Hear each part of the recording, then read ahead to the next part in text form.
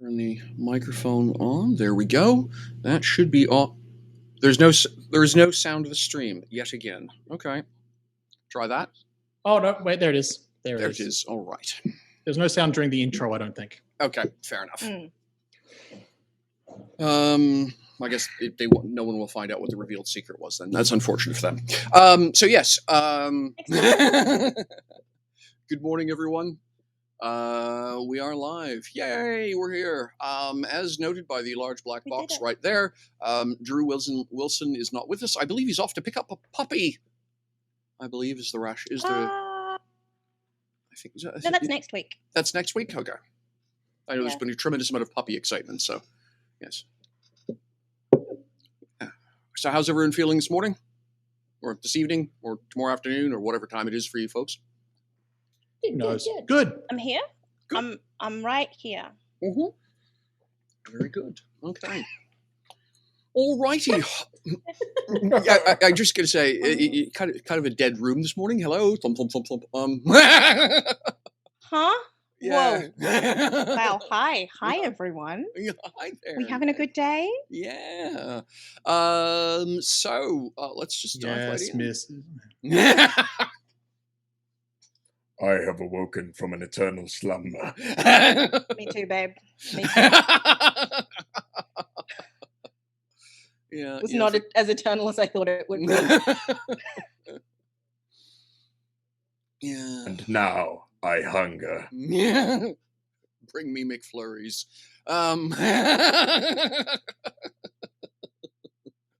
Yeah, exactly. Hashtag not sponsored. Hashtag could be sponsored. Unless we'll eyes emoji.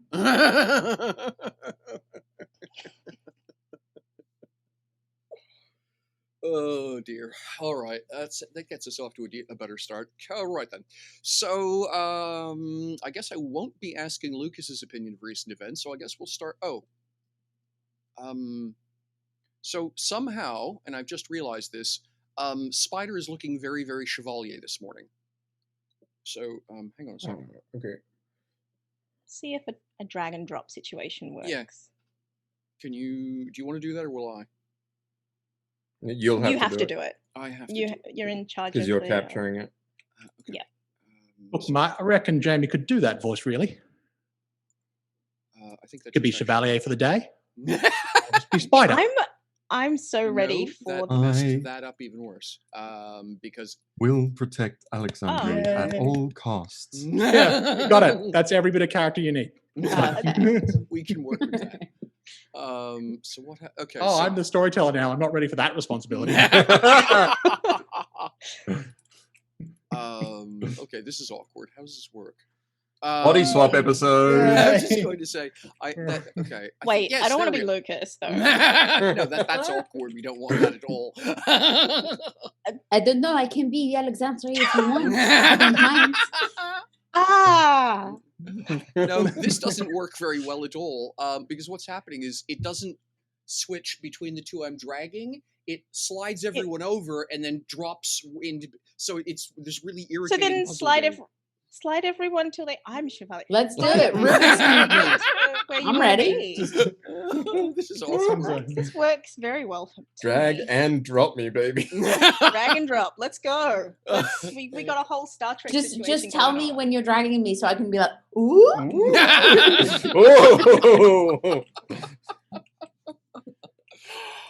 Somehow I'm not sure that's helping. So how does this work? Okay, so hang on. I hate I'm awful at these puzzle games. We could be doing this all stream, so give me another half an hour. Not a moment, a half an hour. I think that one goes there, and then this goes here, and then does that? Okay, so then. Oh wait. Yeah. And then. I find this far more entertaining than I probably should. That. We're not good people. I never said I was a good person. I said Alexandria was. How dare you even suggest?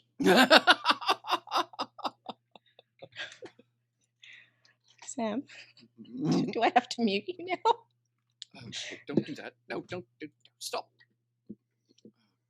Zoom was about to say, I can't help but notice you're experiencing difficulties. Goodbye. No, don't. Come back. I'm fine. Well, okay, that's possibly an overstatement, but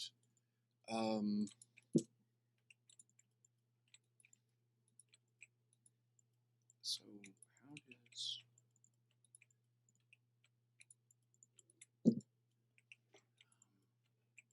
how does that? Always gives me a good chance to open my character sheet because I'm playing a game. And then, oh yes, that. You should probably do that. Thank you so much for saying that out loud every time, because what it does It is then reminds tell you me to- I need to open mine. I need a character sheet for the game. We're a professional outfit here. But you just lost. You lost the game. Oh no. I've actually already Hey, completed the Shawnee. game. The last boss was difficult, but you know, you get through it. Had to do a lot of grinding. Don't want to hear about your personal life. I'm glad you said it. Because Yeah, at least 3 of us were thinking it. I pieced together like 5 or 6 words. There was leg, hump, nightclub. Hadn't got to like all at the same time. So okay, I think we've actually. Yay! I think it's a thing. Okay. Huzzah! Winning. I wouldn't go that far. No. Winning. If you don't think it, then it's not happening. I've been thinking about it being a millionaire for years. It hasn't happened yet. Yet. The important thing there is yet. All right. So, a reminder of a couple things. 1 is you have legend points. 2 is you have faction points. Don't forget. Yeah, but like no one to use them on except for the like random creepy crocodile bug thing that was walking across the ceiling that Alexandri hasn't even seen. So. You're welcome. All right. So yeah, let's just get started on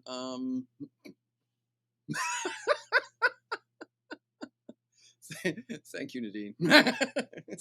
Ignore me. Straight, busy just being straight in off the the bat. background. Just straight off the bat, it's there. So, Alexandri, give us thoughts on recent events, please. Oh, everything is so hard to do.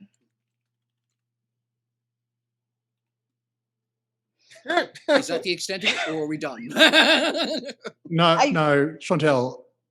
Summarize as Alexandre, not as Chantel. Oh. Hang on. I'll be right back.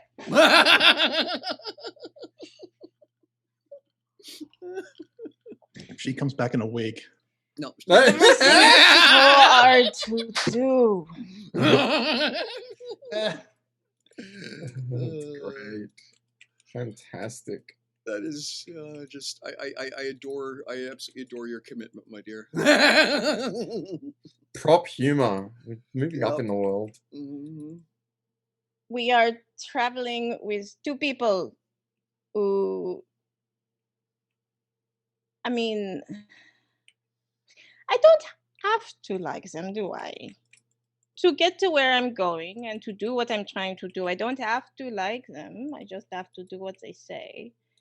So I'll just do that. Yeah, but what do you think about the Ebon Elves who we're traveling with? Copy paste. Love it. Renishi, your thoughts?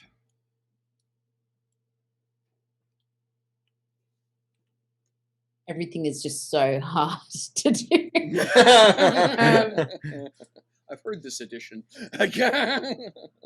I'm enjoying myself. I think it's going to be an interesting journey, especially with some of the participants who are coming with. But I think it'll be fine.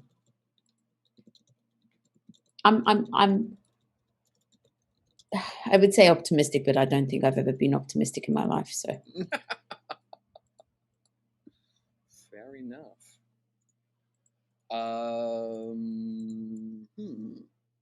Chevalier, thoughts?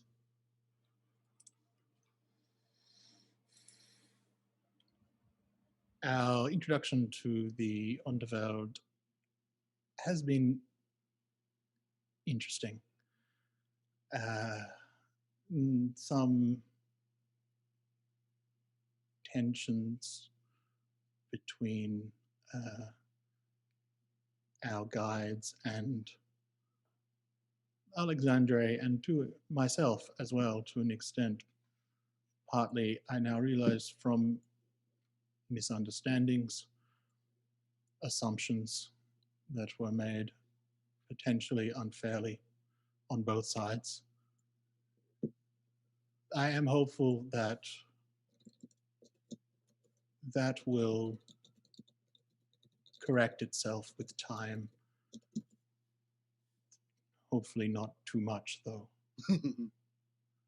It is difficult if you have trust issues with your guides when you're in a dangerous location. But we have begun our journey. We made okay time for our first leg. It'll be interesting how this... I'm interested to see more of the Underworld.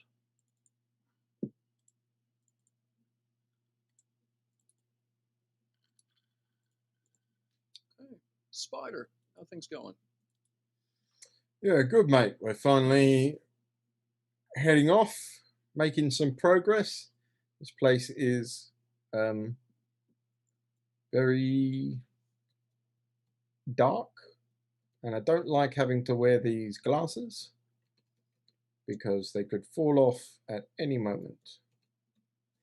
And I don't like restricting my movements.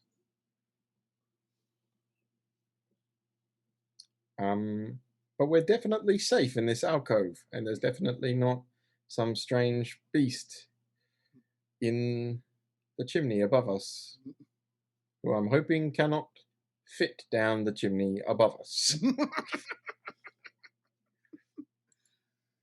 Fair enough. I don't think I'll be getting much sleep.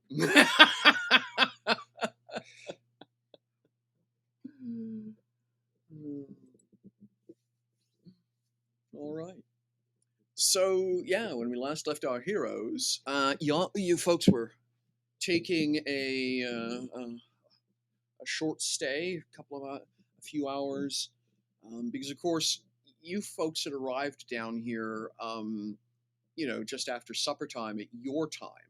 So by the time you've put in a half day's hike, it's midnight your time. So the idea had been from Mala to basically you guys to bunk down for a couple hours, catch a nap, then collectively press on for a bit, and slowly that would be the way you'd shift your schedules back to match the clock of the Underworld. So everyone's going to find corners. There's a little Renamala and Renamala and Renishi both have got tinder and flint and the stuff required to get a small fire going. I was like, they get to match people down here? Wow. I mean, we already know that they have their speed dating situation. Just date everyone simultaneously. I don't think this is what they meant when they said swiping on all the monsters. And yet, Monsters, no swiping. Thank you, Sam. thanks, Sam. Yep. So yeah, there's the a little bit of smoke. Interesting arrangement of piled squarish rocks creates almost like a little cooking stove, which produces a fairly little amount of smoke, and what little amount of smoke there is, basically up to the top of the cave, wafts along, and then vanishes up the chimney in question.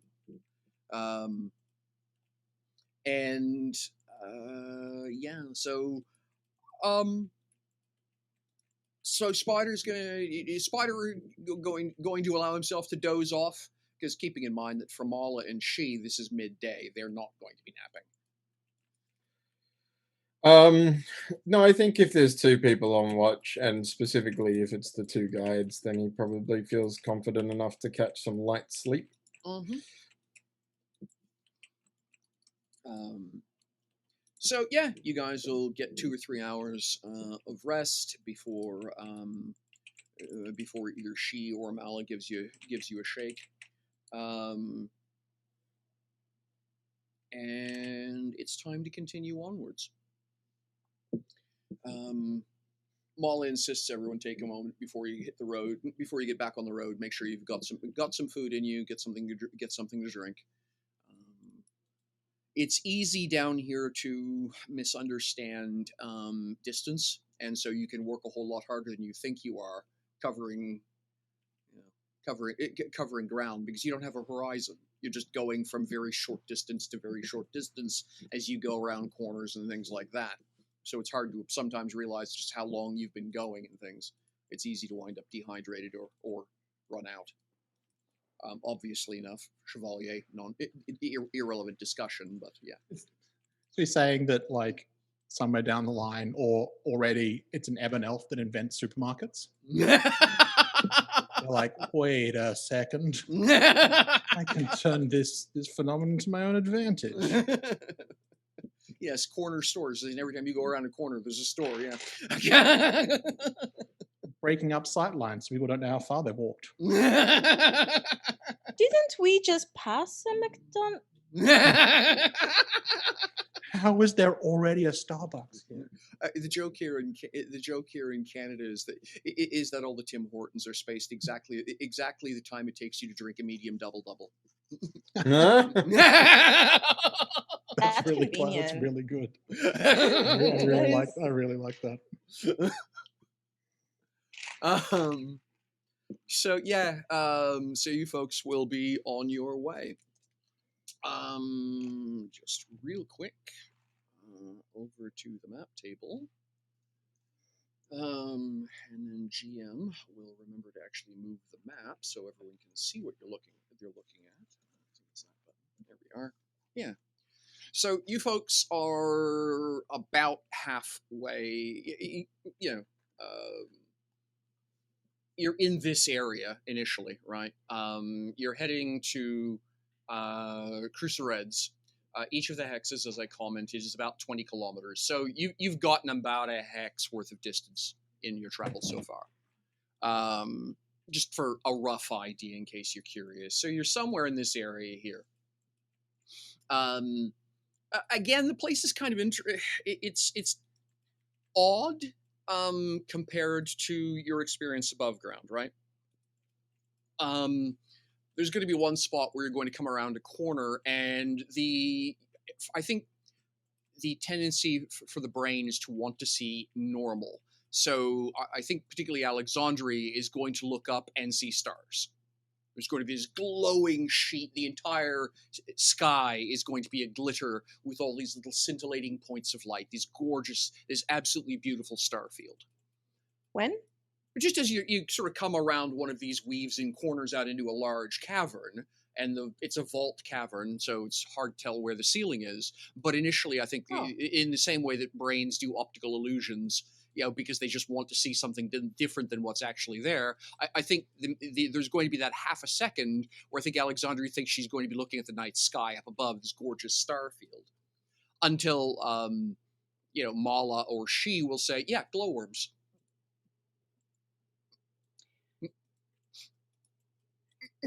I feel deceived. Awkward though one is there one of them. There is something that still looks like the moon.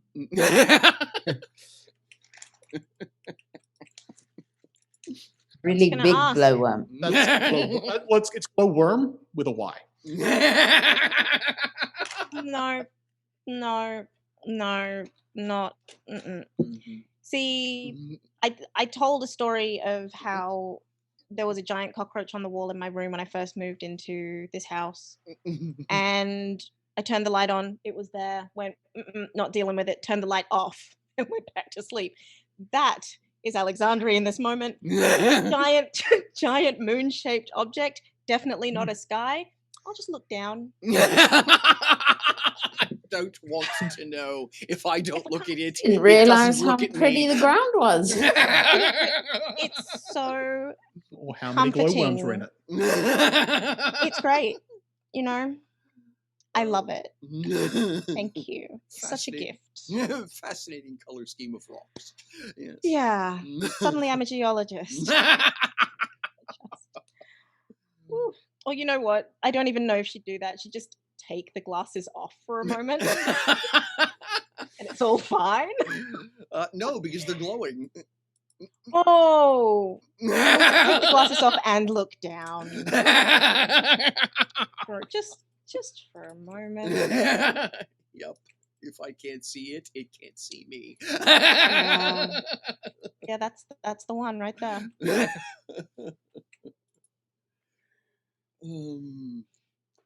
So Lucas and Mala are sort of strolling side by side and chattering about something.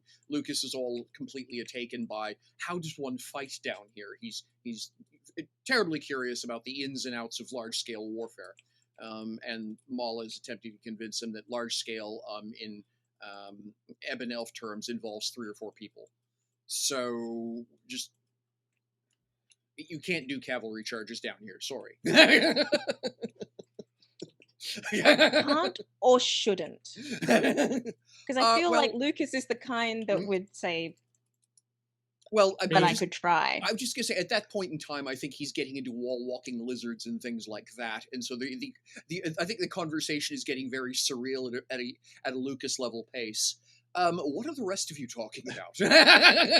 I sort of like this image though of like, you know, it's like you can't do a cavalry charge, and then it's like, but it's like you have like the tunnel leading to this thing, and as it's coming down, it's just spider riders, but they're on the ground all up the walls and on the ceiling, and it's just this round column coming at you, and you're just like, no.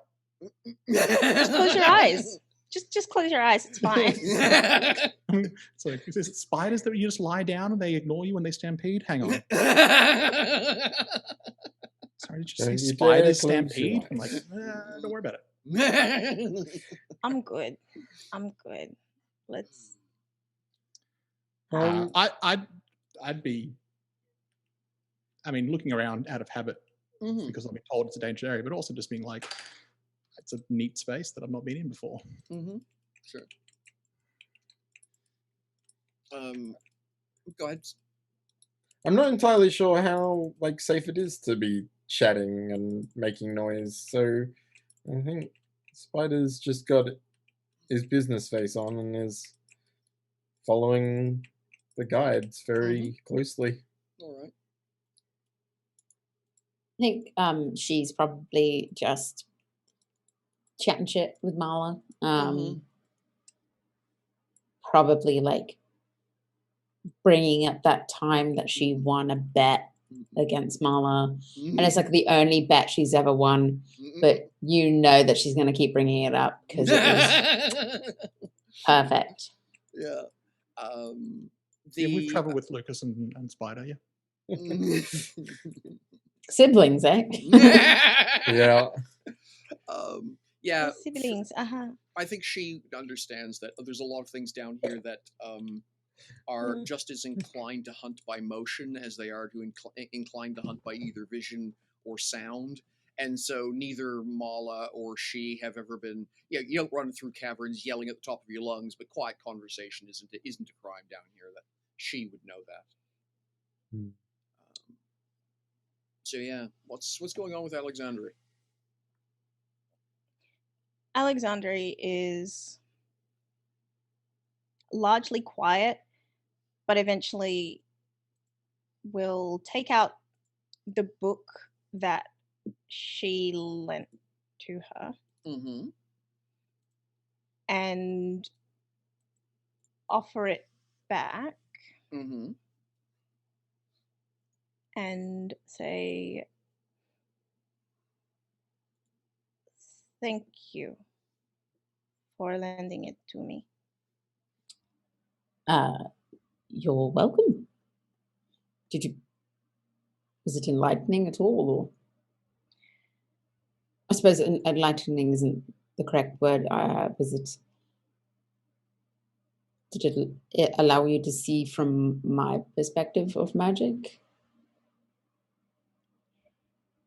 Yes, but it doesn't make sense to me. Not because it's wrong. Thank you. I don't understand where you think things come from. And she's like, kind of like, what? Where do you think things come from? Well, if I'm using magic, it comes from La Chanson. La who, huh? The song.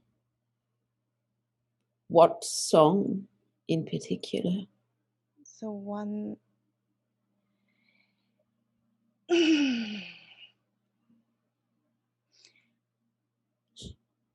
The one in my head. She's just gonna.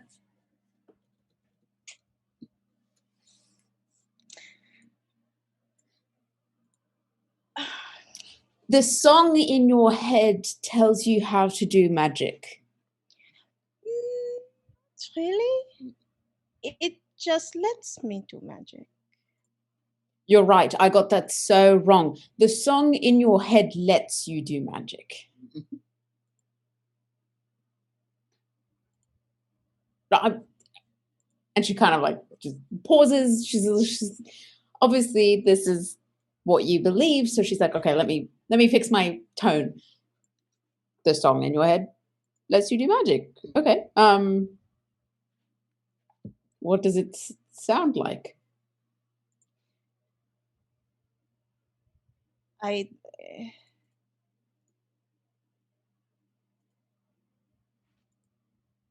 Michelle. Yes. Can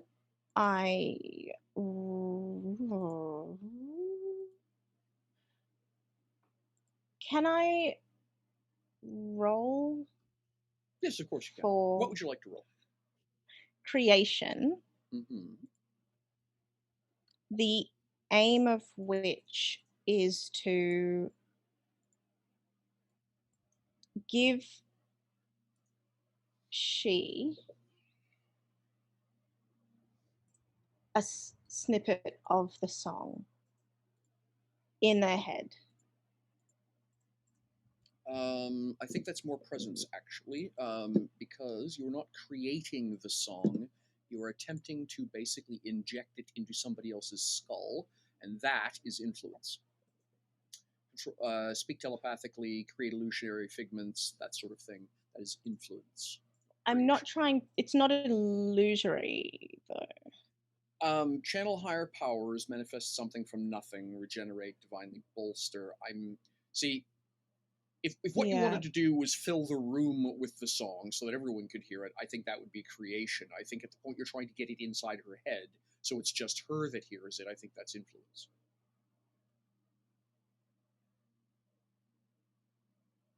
Well, let's go the whole room. All right, then.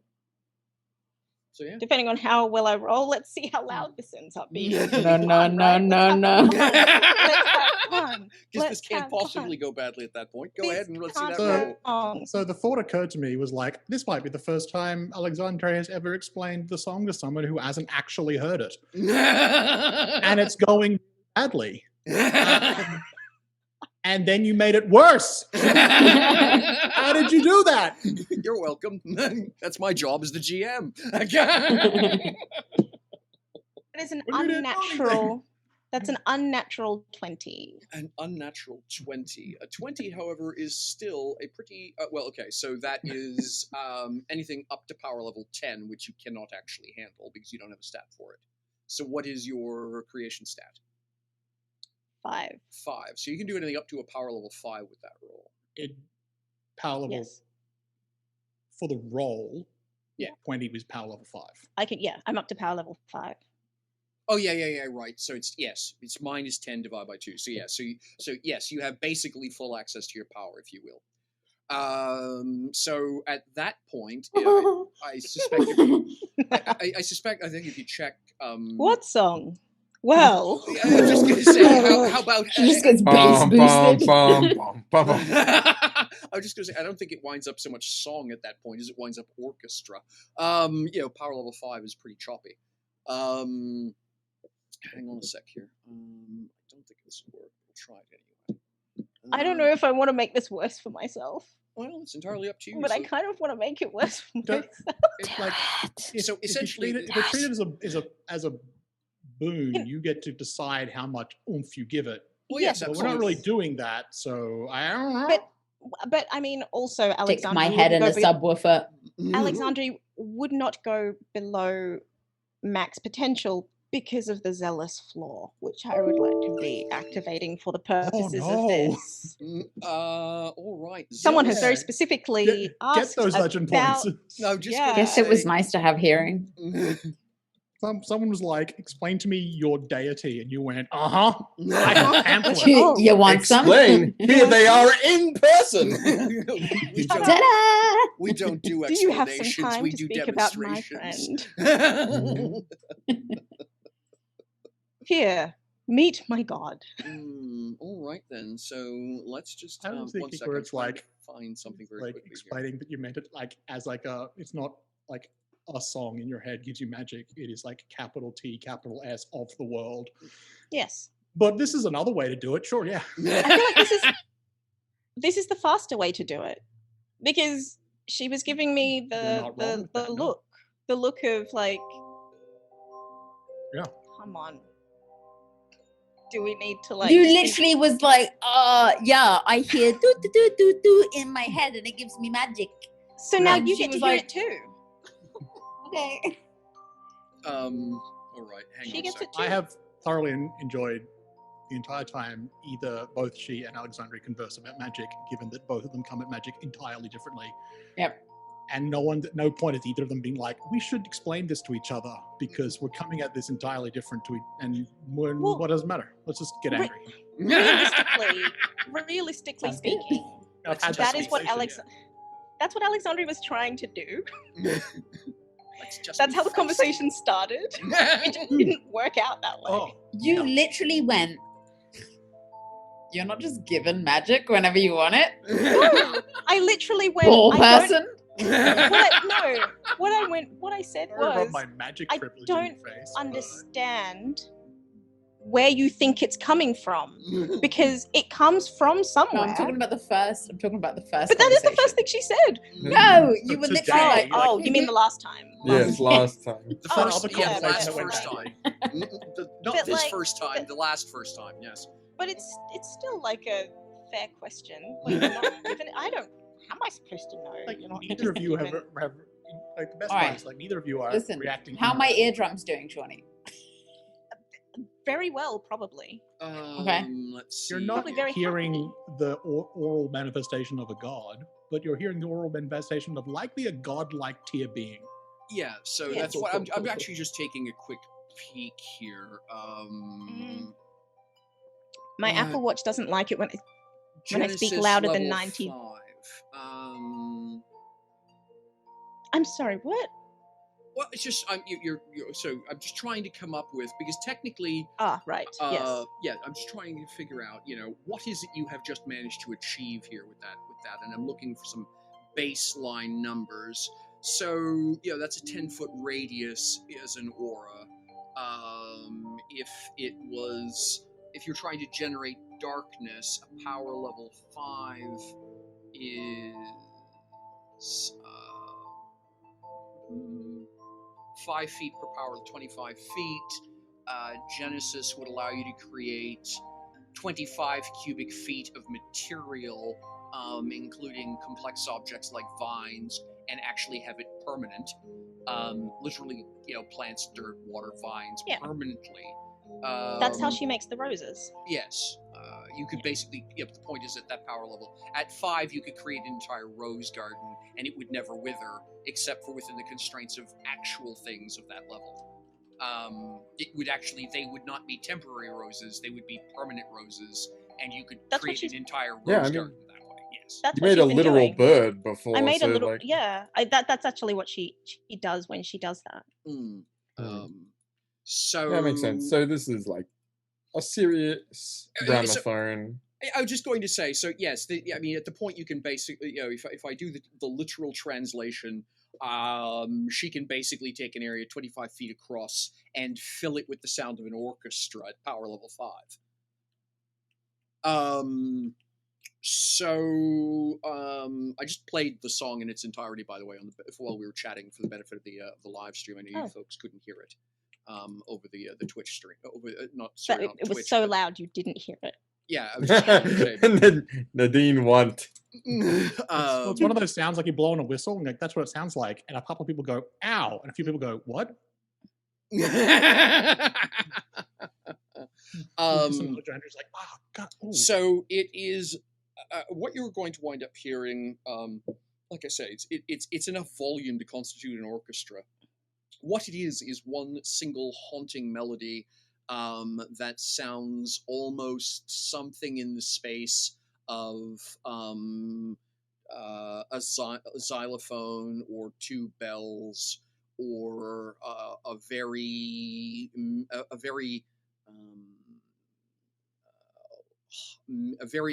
mid-range harp or something in that very sort of ethereal quality, and it's drifting along with an intensity that swells and wanes.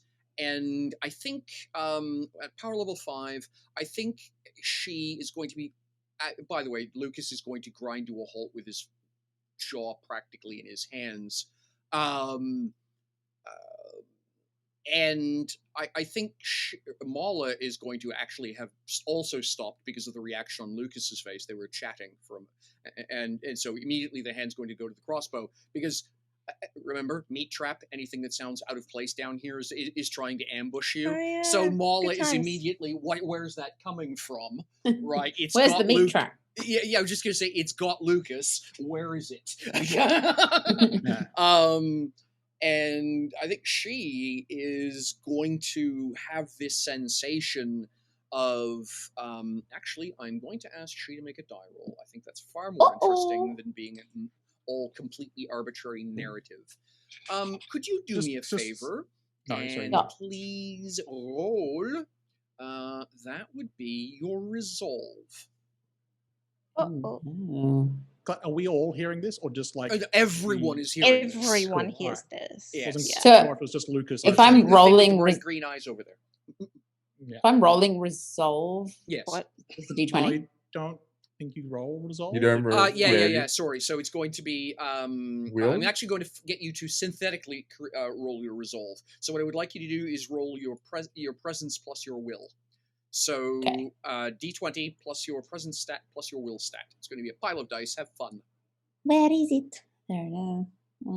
I think Oh. like Let's go. we'll finish the roll first. and Yeah. I exploded. Oh, good. Yeah.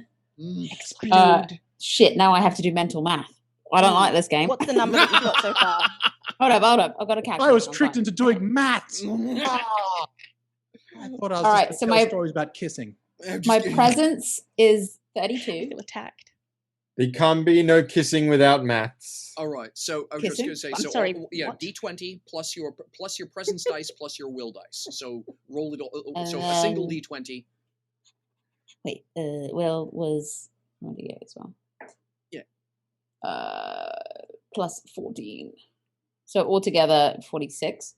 Brilliant. Okay. So Okay. you're not going to go running off into a wall, I guess is the best explanation of. So you are aware of an absolute magnetism originating from the northwest. You're not even sure how you know which way is northwest. It's sort of irrelevant testimony down here because there's a wall in the way. I mean, but you know, it's that way, and it wants you to come closer. It would dearly love to meet you. You are not obligated to do anything about that, but there is a beckoning in the sound you hear. Oh, so it is a meat trap. I think that's going to be She's immediate reaction. It's just Yes. a really big divine Venus. It's a flytrap really we get strong there. meat trap. It's like, What? Wow, I guess. All the time? That all the time? Yes, How do you concentrate? with difficulty. Oh my god, I would have killed everyone by now. Lucas says, she's tried.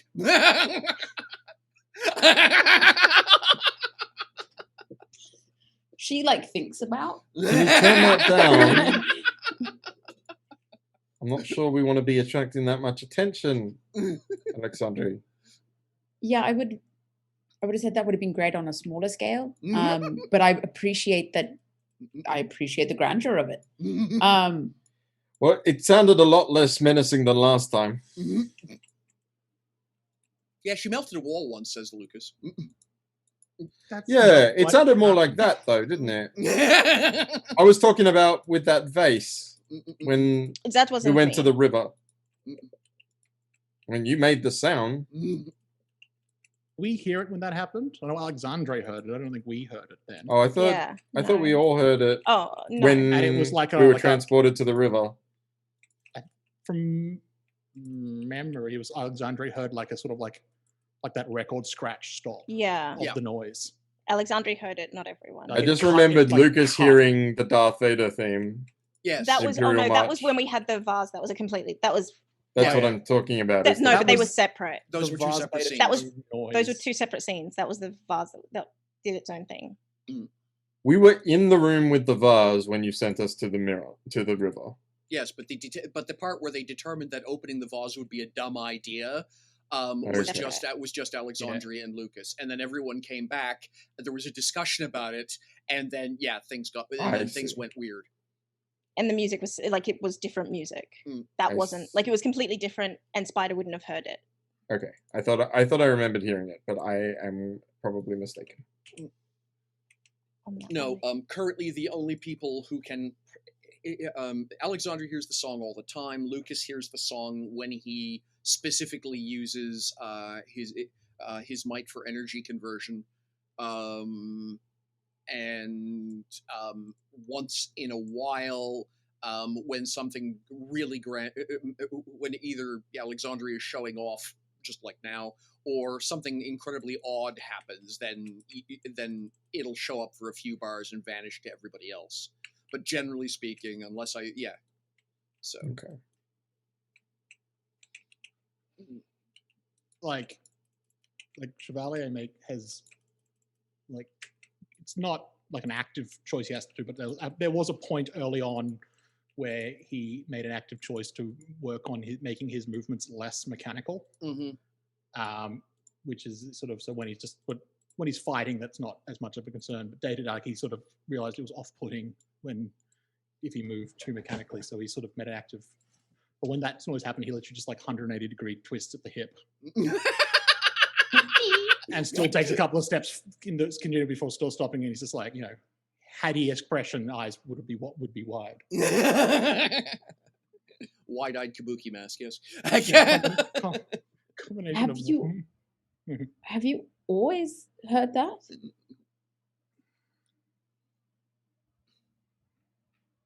about a year. Right. Do you mind if I ask what happened? I woke up on my birthday.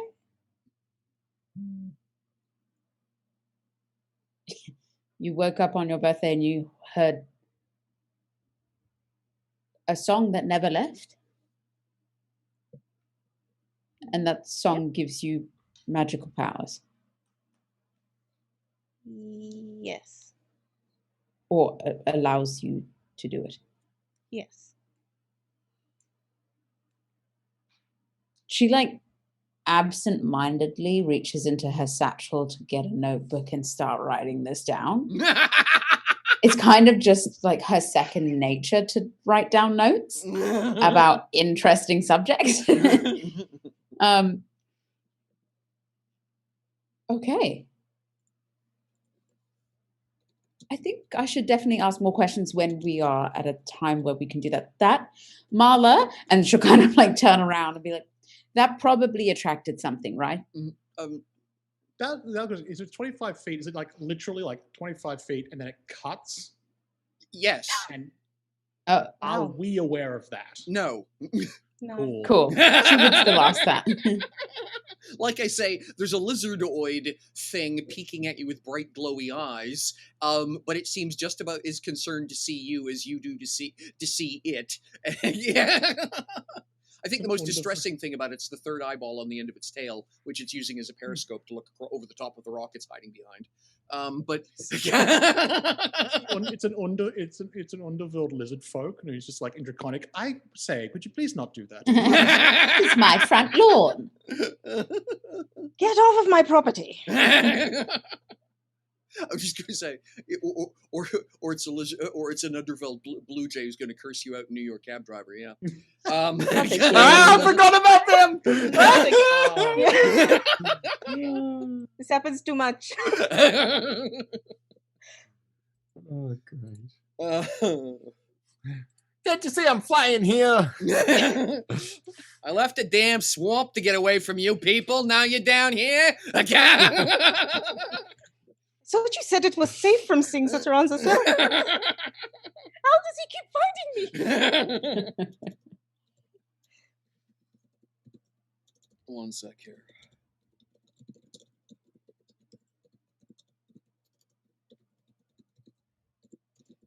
So yes, I think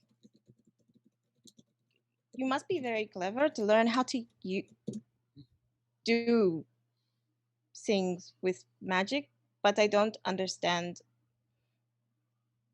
how. She like goes to immediately respond and then thinks,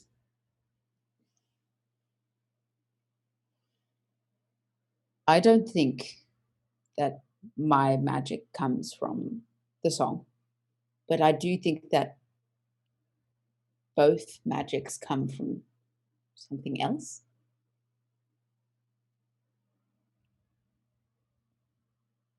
I don't know. What would she think that magic comes from? So the reigning theory of magic, as understood by wizards and sorcerers, and those, by the way, are gender neutral terms for the Ebon Elves, is that magic is literally the equivalent of a fifth force of nature. It's as much part of nature as water, fire, earth, etc. And you can sort of ignore magic about as well as you can ignore water. And you can ignore magic about as well as you ignore wind. It's just, it's an elemental force. It's there whether you like it or not. It mixes itself into other elemental forces, causing all kinds of amusing situations. Deal with it. And just in the same way that a talented engineer can redirect water or can carve through earth, the job of wizards and sorcerers is to manage and use the flow of magic. All right. Then in that case, she says,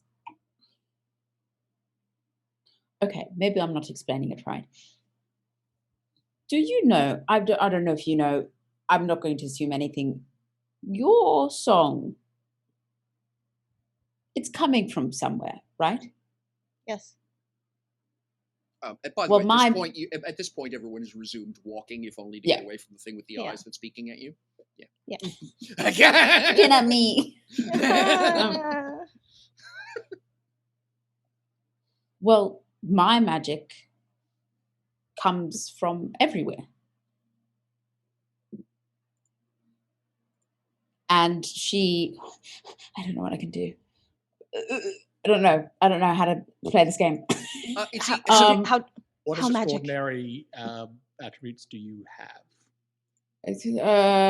Alteration, creation, entropy, prescience, and protection. Okay. Whoa. Bunch of stuff. You got a bunch. She's a So- book bitch. so the way it works is that so what are you trying to do? For example, if you want to make a little bit of light, that is creation. If you want to have a rock get up and wander around, that's alteration. If you want to see the future, that's prescience. If you want to lob fire across the room or lightning, then that's energy. Okay, so in that case, I am going to you said creation can be light? Yeah. That's a common use All right. of creation. So in that case, what she's going to do is very obviously like bring the light from the glowworms and little crystals and all of the little things that are giving off light. And she's going to like swirl it here in front of her and then collect it in her hands. Sure. So then what you're going to do is you're going to roll a d20 plus plus the dice that are appropriate for your creation stat, and tell me what your total is. Don't be trash, don't be trash. It's going to be cool. Oh, no. Oh, no. Oh, it's bad. dear. It's a 14. Oh, that's A 14. enough to do what you want to do. Well, I was just going to say, now, so the way it works is that you subtract 10 from that, which gives you a 4. You divide by 2, that gives you your power level, which is power level 2. And a power level 2 is enough to create basically the equivalent of a torch flame. Cool. So yes, so you're going to, and I think it's literally going to look in a very Disney-esque kind of way. All of these, radiant arcs are going to turn into star trails that are going to come swirling down from all around you, including a shriek from the little thing with the glowy eyes, because a little bit of its light's going to get yanked into its face. Sorry. And do they like chant or do specific hand motions, or is? Well, she's doing something. I think the way she was gesturing in front of that Dean was showing was very almost kung fu-like in the gestures and the roll of the hand. I think so. It is very much. I think the way that Spider would be seeing it is she is physically acting out the act of gathering the light around her until it condenses down into this much smaller sphere. But it didn't look like ritual movements. That was sort of. That's what I guess I'm trying to identify in this moment is, did that look like an affectation or like it was part of the spell? So here's the question to She, and I will allow you to decide. Sorcery is much more instinctive than wizardry. Wizardry is the equivalent of French cuisine. You do it exactly this way. The chef has taught you. You never deviate from the recipe, and it produces perfection every time. Sorcery's a little bit more like Cajun. A little bit random, a little bit of use what you got, and damn, is it spicy.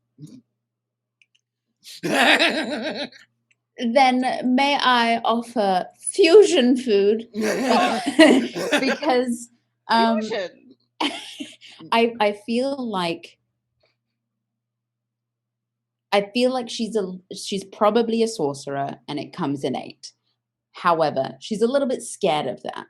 And therefore she tries to straight and narrow it a lot of the time to make sure that it's kept under wraps. So I think to then Spider, for lack of a better way of putting it, some of it is very obviously ritual, and some of it vaguely feels improv.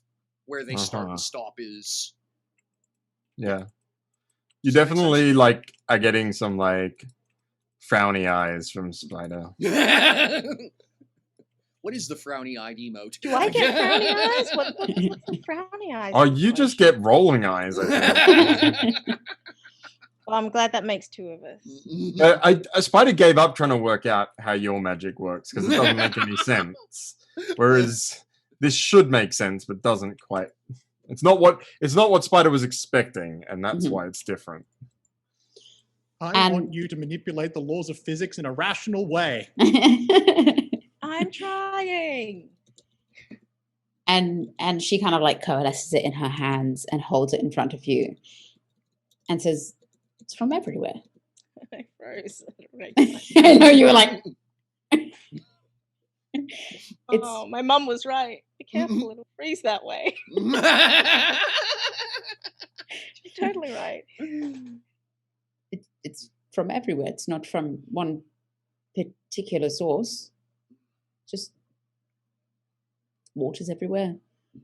The earth is everywhere. Air is everywhere. Magic. But it's the song of the world. I don't understand still. I'm sorry. Okay.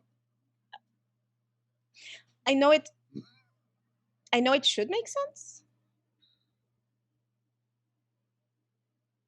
And now I'm confused more. Fused But is not okay. because of you. Just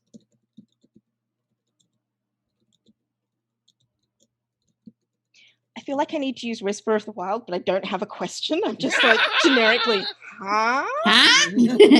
Yeah, like how does one Hey, what's going on around here? say? Can you Make help it me with make this? sense? Yes.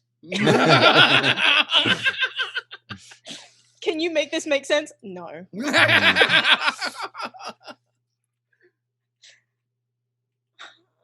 I think Spider, you'll see that after kind of being like, all right, she's not getting this.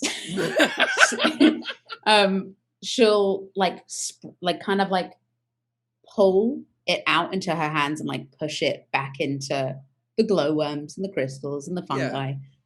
You put it back, just where Put it it back. came from. Like just You kind of diffuses Put that thing back and where it came from or scatters something. around the room. Yeah. So yes, almost like fireworks. you didn't make it. Can you make water? Yeah. I think so. Or can you just Spider's eyes go Move very it. wide. Please don't. Oh yeah, good times. I think so. are you not just taking it from where it exists? Are you not just collating all of the water droplets in the air? And she says it very kind of clinically. Are you not taking the iron in the ground I don't to make know. metal? I've never thought about it before. Sorry. Well, but I mean, if that's what's happening, then where did the music come from? And she'll point to wherever it was. That it's literally that way. But so I'm just taking it from there, Maybe? bringing it here. I don't know. That's the first time I've heard the song.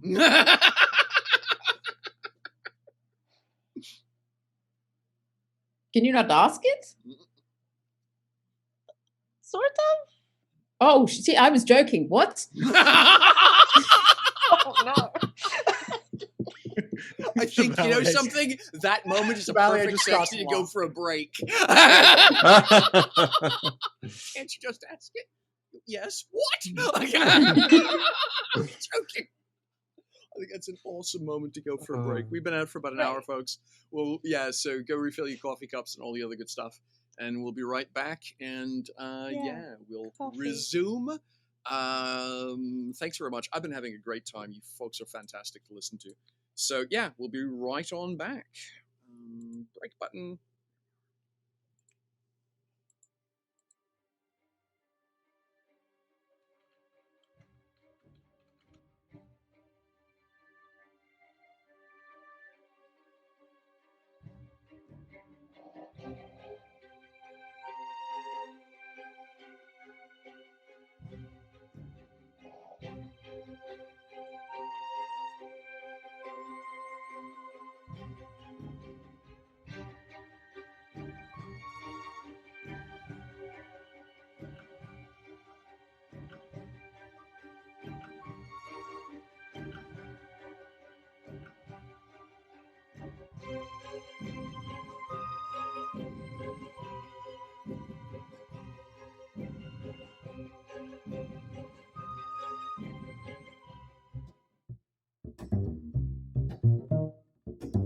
My name is Michel Vaillancourt. I'm the games master and storyteller for Unlawful Disorder. I've been asked to give a summary of events of the game, but that seems a little strange because, well, that's the job of the players. Don't ask me what the story is. I'm just the guy telling it. So let's talk about how we got here. So about a year ago, I saw a bunch of really talented people doing some really cool stuff. And I thought, well, that's cool. I'll have to keep them in mind. And then a little while after that, I got a call from a roleplay channel asking me to set up a game. They wanted a European time zone friendly game. So I went back and I called up the cool people doing the cool stuff. So that would be Chantel and company. Cool. So, after that, we took a little bit of time, discussed a good D&D campaign, and I brought forward one of my homebrew worlds. And they looked at me and said, no.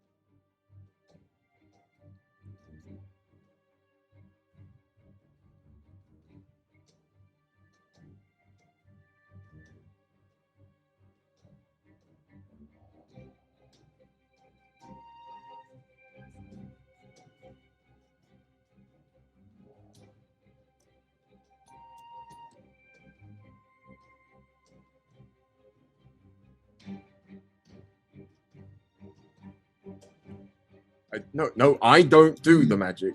Alexandra does the magic, but she doesn't know what she's doing. She inverts people? She makes their insides their outsides. Sometimes.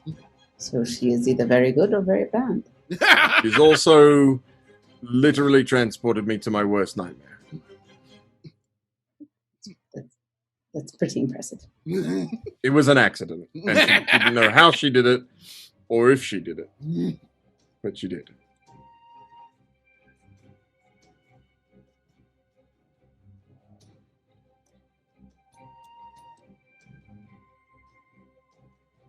What flavor exactly was my milkshake?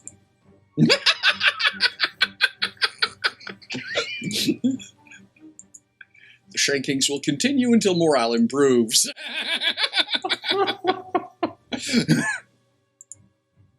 What milkshake? Buy one.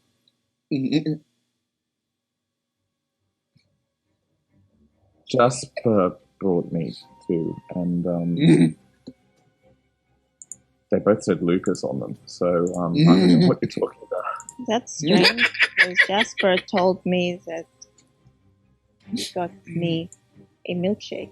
Oh, he did? It'd be strange to... Yes, he did. It would be. That's really strange. I don't know why he would do that. I mean, I haven't known you for that long, but I could take a solid guess.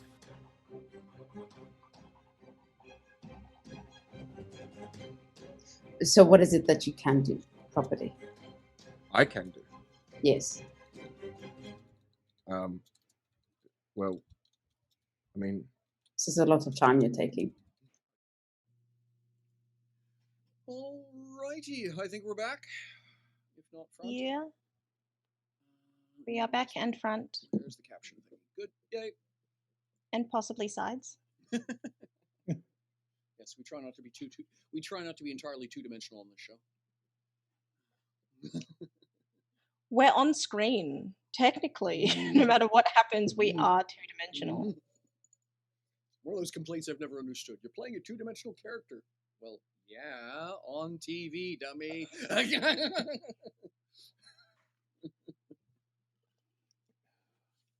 Okay. Anyone else have a scene they want to do before we jump to the next bit?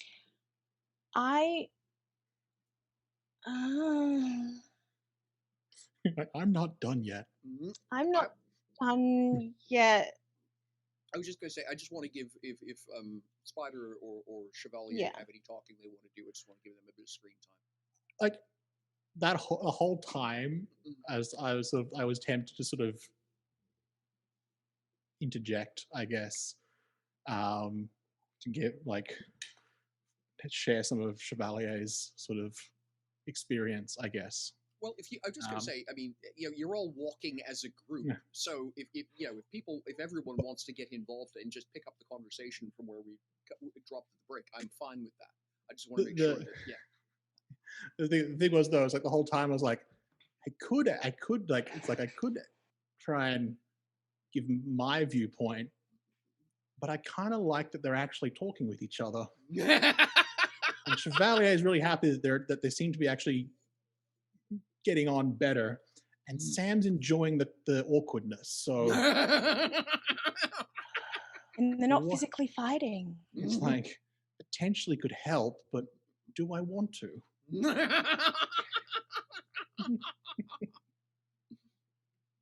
Decisions.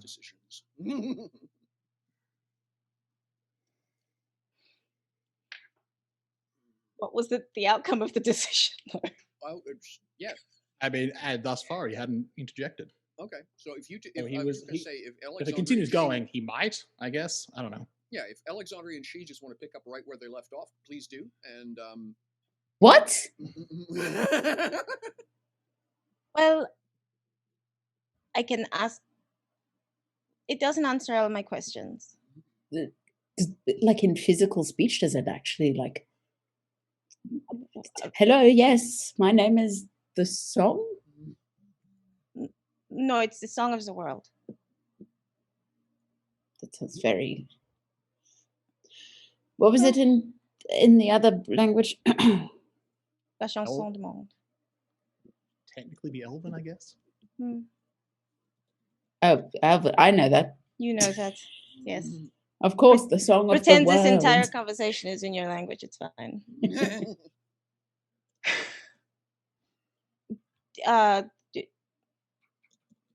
But I can ask. I can ask. Usually, one question every so often that it will actually answer, but it will only give me yes or no responses.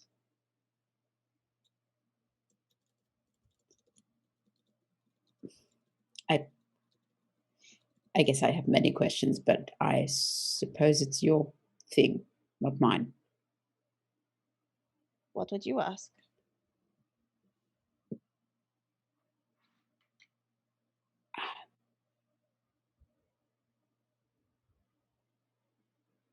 Are you something I can meet?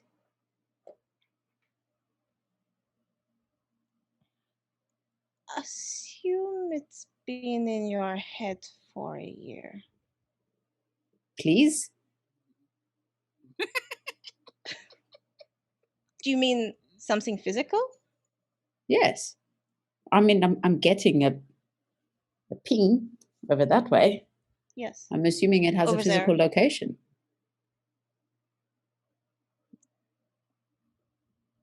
Because I'm just saying, because you're saying it's the song of the world, but if it was the song of the world, it would be everywhere. But it seems to be that way.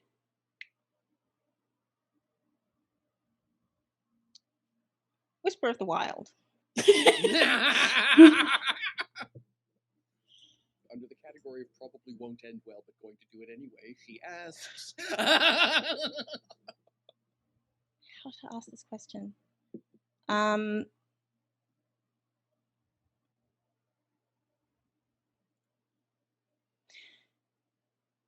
Is it you that is over there? I'm sorry, I sang looking for.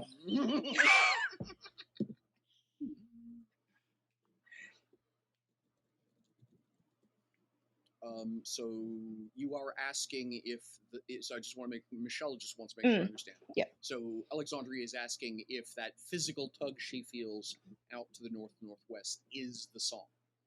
Yes. Then the answer she will get back is yes.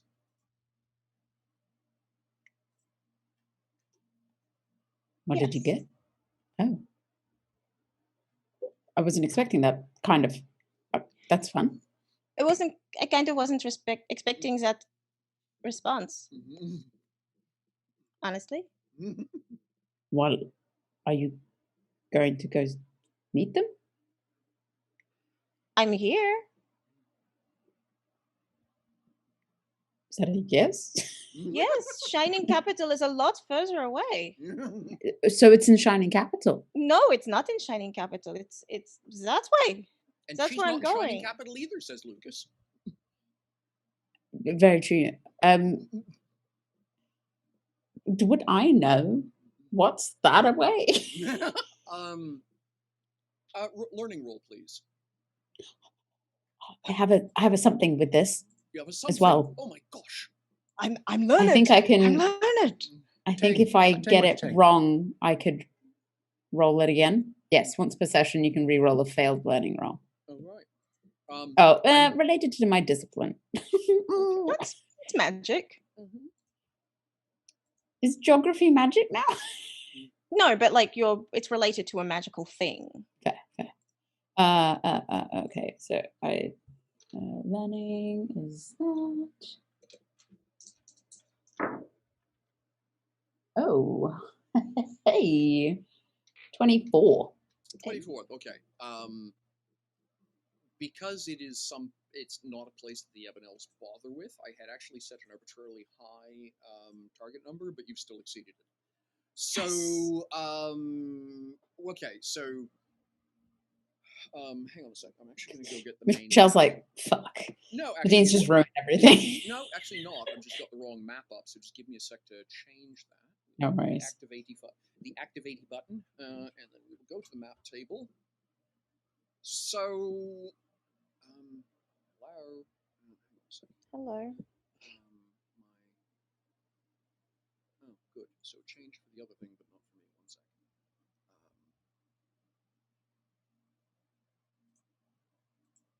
My browser's misbehaving badly. There we go. Okay. So you folks are somewhere, just to zoom the map to the appropriate location, there-ish. And I mean, well, it's probably more like that. It's probably a little bit closer to Glitter Delta Cove, which is this city here. You are going up here. That is your destination. Okay, you aren't going there. Your destination's about there. Mm-hmm. Just for perspective, right? I just ping the map to give you an idea. But the relative direction of the pull would have been from somewhere. I mean, the obvious answer was Cliff Spider. The angle you guys are at, the obvious answer is Cliff Spider, or possibly deeper into the Sky Anvil Plains, because there's nothing else along that line that anyone's aware of.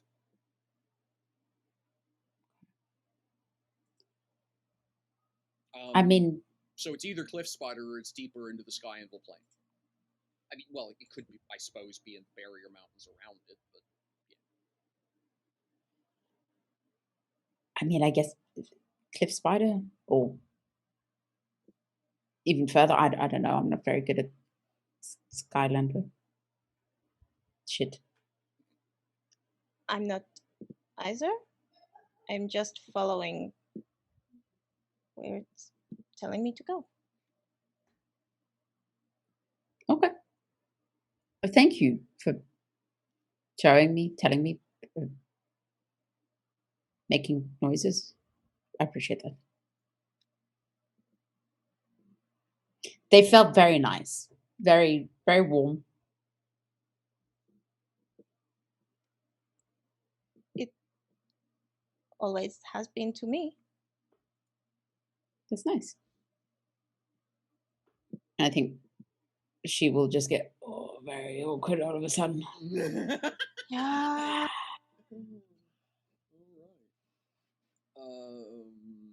So we're going to fast forward a couple of hours.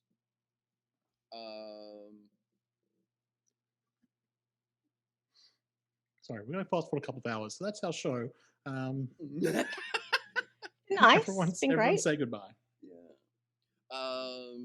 So yeah, you folks will you've been hiking through a series of caves and caverns which are getting progressively narrower in size. Like I say, in a couple of these places you've been into, the roof has been 200 meters up. So that on average, the caverns themselves have been 300, 400 meters across some places. And then there've been other spaces where you've been down to, the width of your shoulders. The width of whose shoulders? Probably Chevalier, because you haven't left it behind. Yep. That does make sense, yep. So Alexandria's just wandering along. Yeah, exactly. That's what you're saying. All this shoulder room I have. Yeah, Malo refers to them as slink holes, which is to say apparently there's a type of large lizard down here called a slink, because it slinks through the darkness. And it's about. I did not need to know that. Apparently, it's about the size of the width of this tunnel by extrapolation. I definitely did not need to know that. Suddenly stop skipping. Suddenly also is Hagrid. That's a very odd beard you have. What? What?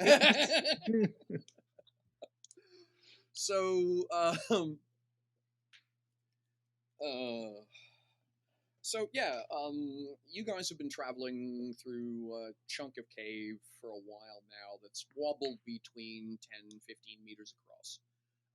Making good time. It's, for lack of a better way of putting it, it actually visibly has a road. Where there's been some care put into marking a clear path. There's been part of the area has been elevated slightly and leveled. It's actually pretty easy going. Mala and she will both know that essentially there's there are carts, there are that sort of thing that move through here. So as much as possible, depending where and anywhere you're going, if it's they tend to try and make things as workable for the carts and the convoys as possible. Of course, because you guys don't have a cart or a convoy, she and Mala will tend to taking things like shortcuts via slink holes and stuff, where just to save time as opposed to going the long way around that a cart would have to take. You guys are sort of cutting the corners and stuff like that, right? By advantage of being able to fit through those holes. So you've been, the bulk of the time you haven't been on anything which is clearly definable as a road. Both she and Mala have done this trick on both sides. What are you grinning about, woman? I just grin. That's just my face. I'm not telling a joke, I don't think. What have I done? Yes. They've got resting joy face. Oh, something that's far better than most people I know. That's a wonderful condition to have, I must approve. Resting joy. Oh, it's not though. People come sit next to you on the train. Oh, yes. When there's loads of space and they decide that you want to talk. Mm-hmm. You know what? Masks are my favorite thing because you don't have to smile. I had someone do that once when we were the only people on the carriage. That's my life. I'm not even kidding. That is how I live my life. People decide that they want to have a conversation and they just sit next to me. Mm-hmm. At the next stop, a couple got on and joined us. Sam. I was reading at the time. Had a book in my hands. Yeah, that is a pet peeve of mine. If I have a book, you have two options: allow me to read or get hit by it.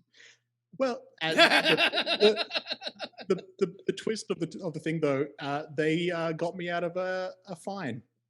So let's go. Happy accidents. If they're creepy, sometimes. I hadn't been able to get a ticket, and they had an inspector, despite it being so late. Mm-hmm. And they told the person off. It's like when I explained it, and they all backed me up. Nice. And so I didn't get a fine. I was like, all right, we're okay with this. I give everything. It's fine. Time. Yeah. All right. So, you folks are going to come out into It's slightly, like I say, you've been following this essentially manicured trail. It wobbles between wide trail to narrow road, I guess is the best way of explaining it for a little while now. It's obviously cared for. And up ahead, you are going to see what is very obviously a palisade with torches is the wrong term, but it kind of looks like it should be like a set of torch holders on it, but what seems to be stuck in the torch holders is hunks of crystals, which are glowing and glittering. I'll pop you guys to the map table and show you what that looks like. Also, roll initiative. But no. Oh. Yay. Don't. That gave me PTSD.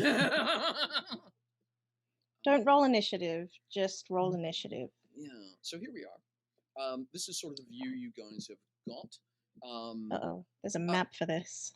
There absolutely is a map for this. I've just got a token from Mala because that's all we need, because I'm not worried about you folks fighting anything at this stage, so I'll worry about getting you all tokens later. And the hint, if it's going to be a brawl, is if I all tell you to log into Foundry versus just showing you the screen. I'll take that hint.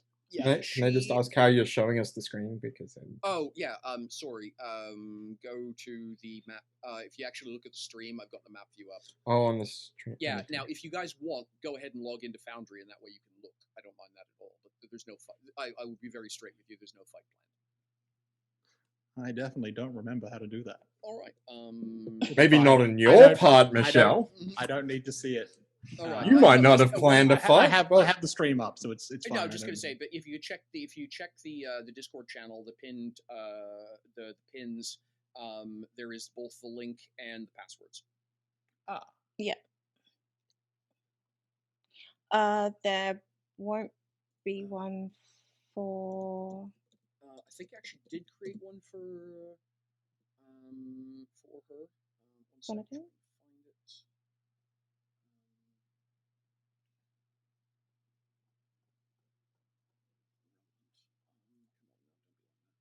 Games and streams. Where is it? What? Gosh, really? Why would you do that? Sorry. The search facility is apparently I did not actually pin it. Oh, okay. Hang on a So second. that's what I'm just looking for. Really I'll find it. fast.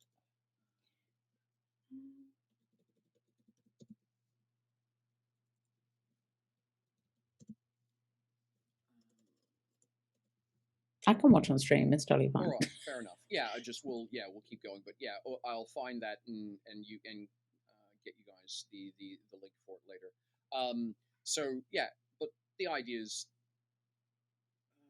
Sorry, I was muted. If I watch on the stream, I get a lot of like drop audio. really? So, Okay, but yeah. yeah, that's okay. I can use my imagination. Very good. So it I was is. born with one. Yeah, it's.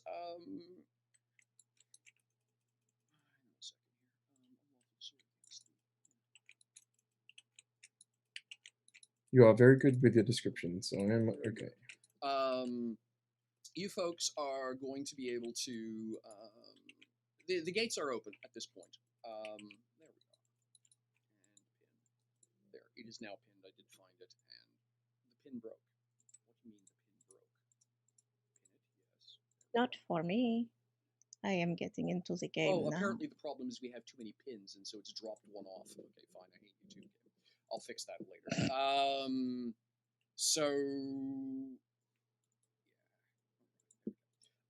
So the area that you're heading up to, as I say, it's a wooden palisade. She, of course, is not at all surprised. You knew you were going here. This is. There's a very nice inn here, which is where you folks are going. Mala had mentioned it yesterday, or sorry, had mentioned it. What was this morning? And the idea is that with any amount of luck, you'll be able to spend them. For you, of course, this is getting into late in the afternoon. And so you're hoping, if all goes well, that you'll be in a position to be able to stay here for the night.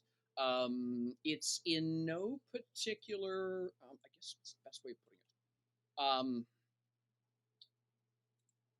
officially you're still well within the lands of controlled by the Dashamali.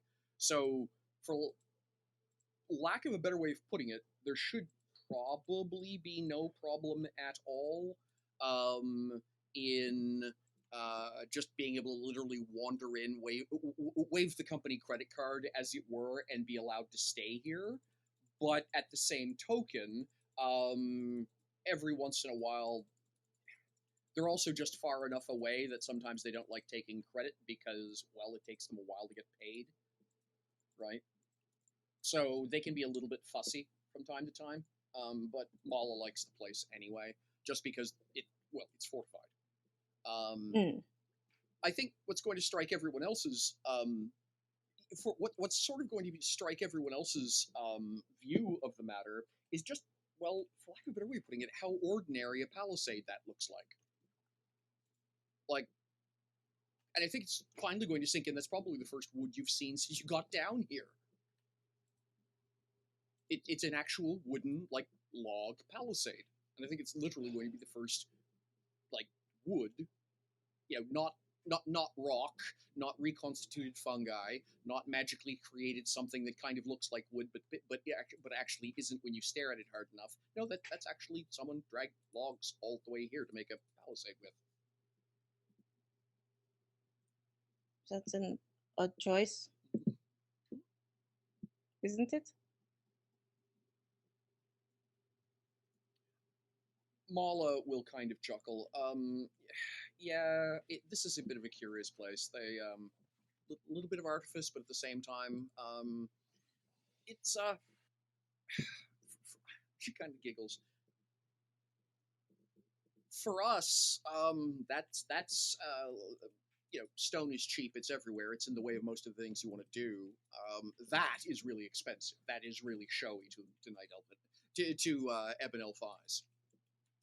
That is a statement of wealth and ability to defend. So it's rich people live here. Well, actually, a better way of putting it is that the family that stays here wants you to feel completely safe. The family that runs the inn here wants you to feel perfectly safe. Spider, I think, is going to be amused by this contradiction because there are things down here you've been told that eat rock. You can't imagine the wood helps or does a better job. But somehow, it kind of makes sense if they eat rock. They don't want to eat wood. There's splinters in your mouth. Ow. I love it. Turns out the wood Crunch, just crunch, tastes rock. bad. Rock is very tasty, but wood's Yeah. Don't like the But taste. it's It's, the too stuff cardboardy. If you're built to eat rock, you don't want to be eating wood.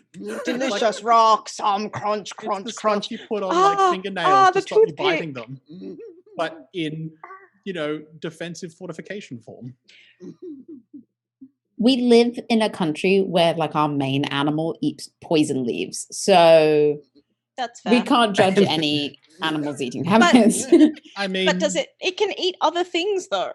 That's kind of the point. It can choose to eat other things. I mean, as well. Koalas? give Yeah, they Do they? they can, they don't. They can. They choose don't not choose to. It's like pandas. They can they're eat meat. dumb. They choose not to because they're dumb. I mean, at the To same be- time, to going be to cast a fair, bit of side drop eye at bears do eat humans. faces, so Mm. Exactly. So leaf or face, which one is going to turn up more often?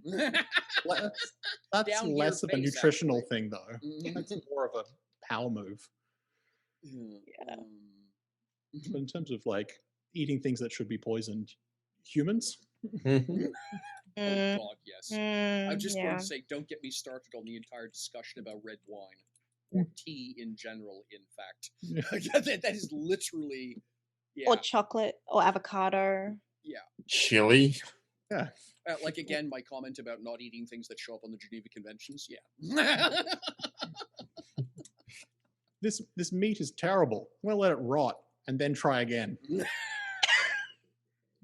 A friend of mine who is, I met her in when I was in university. She was an exchange student from Japan. And she was absolutely horrified at the North American fascination with cheese. Oh, The yeah. idea of waiting for milk to go so sour it had solidified into chunks, and then calling that delicatessen stuff was just, what are you people on? And yet, some And of the yet- delicious Japanese food I've eaten. Isn't it like live octopus a delicacy? Yeah. You Is have it to like- eat it right. I mean, or they else eat it, like, cheese now. Isn't there like They do eat urchin? cheese now. You eat poison. Yeah. It's like it has to be prepared a certain way, otherwise it's poisonous. Yeah, puffer fish. Pufferfish, yeah. Yeah, that's not That's- pufferfish, not urchins. I mean, urchins can You be do eat pretty urchin as well. dangerous too. Yeah. Yeah. Just Just urchin, Handle street with urchins. Yeah, well, yes, the street urchins, if you don't prepare them correctly, fight back. Yeah. Just like the octopi. Octopodes? Octopuses. Octopodes. Octopod. What's the plural of octopus? Because octopi. It could be octopi, it could be octopuses, or it could be octopodes. Octopussy. It's octopodes, surely, not octopodes. Octopodes, based on the, I think it's Greek pronunciation. I was just going to say, well, I think, yes, James anyway. Bond had it correct, so. We all knew where we were going. We just allowed Nadine to take us there. So, yeah. I'm more lost. I don't think I was on that train. I was just tagging along. Wait for me. So just by the way, while we've been all giggling, I've updated I found the stuff. I have the stuff for Foundry linked, and I've got Nadine's pin and username there. So just hit the Discord. The info's there. So if you want to peek, go ahead. So yeah, like I say, if it's useful to you to be able to see the map directly, then it's there for you. Yeah, you folks are going to be going in through this fairly large palisade. It's well lit both sides. The palisade wraps around. The ground, if you will, drops down, and the cliff walls are just outside of that. So there's sort of this ridge that it hugs up against. The palisade comes up a pair of ramps, and it's probably, Chevalier reaches up. He can just sort of touch the bottom of the arch. It's fairly substantial. There's a pair of fairly large. There are barn-style doors, which is that they do not swing; they slide closed. And there's a pair of counter hatches that grab. So if you basically it resists the door being pulled open, and the harder you push on it, the harder those counter hatches actually bind together. So literally beating on the door just slows the whole process down. All right. What you want to do is just push the doors, and they'll just gently swing open. Yeah. But yes, beating on them doesn't get the job done. So it's, for lack of a better way of putting it, it's an excellent way of keeping out stupid things. Very good. Let's go inside. Let me Not in! sure if Lucas is allowed in. So But... don't make a joke about Lucas. Don't make a joke about No, Lucas. I already did it. Damn it. Already done, yes.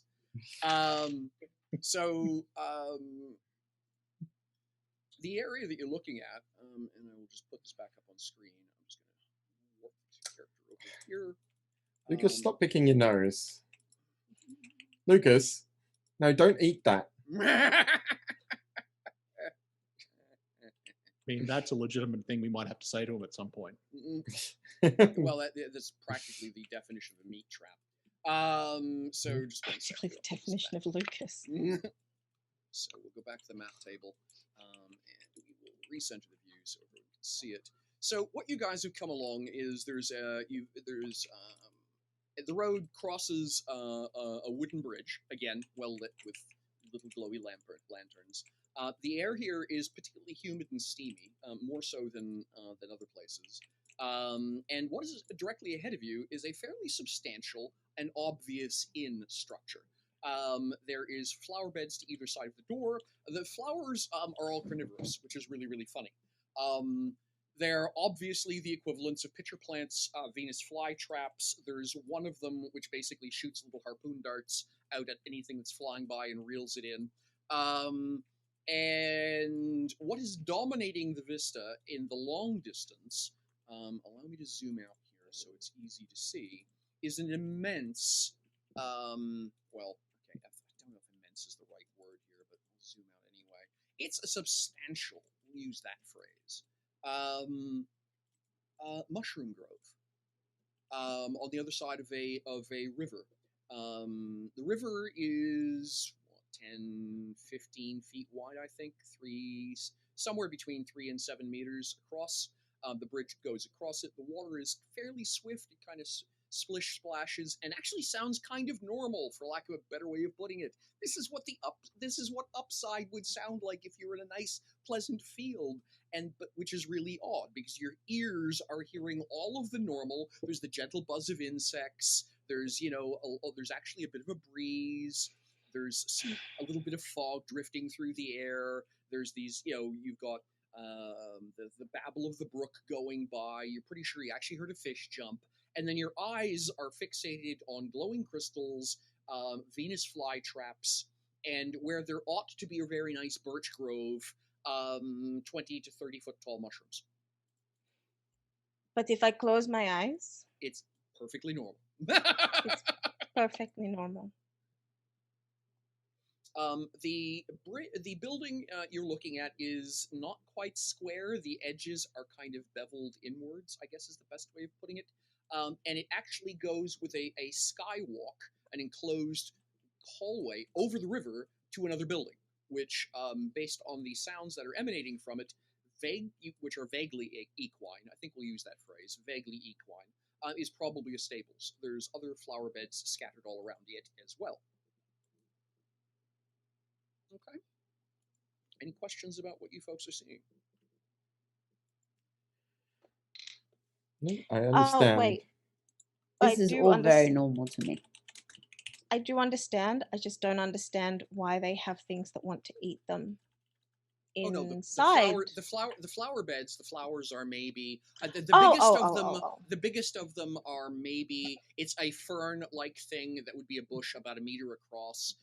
And that's the one that it sort of has a little whippy thing that sticks out, and every once in a while it grabs at something that goes flapping past. But the things that are flapping past around here are about the size of your hand. I'll just keep my eyes closed. Just don't stand. Hold I think Chevalier's Mala hand. is going to see the We're expression good. on Alexandri's face and say, "Just don't stand in the flower bed, and it doesn't hurt you." It's like why do they keep them here? They paid their tab. Actually, if of course, Renishi knows the reason that all of these flowers are here. It's because all of the little flappy things drifting around the place are bloodsuckers. They're hand-sized mosquitoes. And they come from over... It's part of the ecosystem of the... or they're dragonfly-sized mosquitoes, or the equivalent, right? They are they're the equivalent of vampire dragonflies. And so they are part of the ecosystem. Hey, Michelle? What the fuck?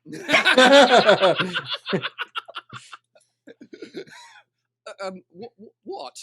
You haven't been to northern Alberta before? She is totally fine. Nadine is ready to get the hell out of here. Nadine is allergic to mosquitoes. I'm so glad there is someone else here that finds this as concerning as me. That was fantastic. Nadine was down there and watching them punching them. Ready. Is it like, because you said like it sounds familiar, but doesn't like necessarily look familiar? Right. Do we get the impression that that's like on purpose or incidental? I think, for lack of a better way of putting it, it is a combination of two effects, and I will say this entirely because I think Chevalier is less noticing it far less than everybody else is. This is the optical illusions are caused by the brain wanting to see something that isn't there. This is the equivalent of an emotional / audio illusion. This is the Skysider attempt to map normal, because you're completely new to the environment. The only frames of reference that that Alexandria, that Spider, that Lucas have for what normal sounds like is Skyside. So they're mapping in the same sort of way the first time you see a different kind of food, you look at it and say, oh, those have clearly got to be pasta noodles. And then you find out, but no, they're not. It's, it's something else entirely. And whatever it could could vary wildly. But if you've never seen anything but pasta noodles, your brain will tell you the striggly things on your, isn't going to be, for example, seaweed. There's a type of seaweed which is very popular in Japan as a pasta noodle substitute. You'll think spaghetti, right? You'll think angel hair spaghetti because you've never seen the other thing before. Yeah. So that is literally what's going on here. For Chevalier, I'm not sure Chevalier is so stressed about what constitutes normal or not. Yeah, because my interest is if it's like, given that this place is set up to be like, and partly it's set up more for like, because the entrance it's more of a symbol for Ebon Elves, but I was kind of curious if it's like the internals is we get Skyside foot traffic, so we've made an effort to be impressive, or if it's just like, or if it is just like your mind. No, I think this is. I think Chevalier will figure this as head tricks. Yeah. Everything about this place absolutely screams Ebon Elf. The lighting choices, like the lights all around here, are purples and reds, which are completely at the wrong ends of the spectrum for human eyesight. The like I say, the selection of plants is literally being used to keep buzzy things from hanging around the door of the establishment and getting inside, by virtue of the fact that the plants smell better than the people walking in. Right? So they make the mistake of straying too close to the plant first and getting zapped. All of the choices around here aesthetically are absolutely being made towards an Ebon Elf, a deep elf aesthetic, and a deep elf comfort sense. Right. Yeah. Does that answer your question? Cool. It does. Yes. Thank you.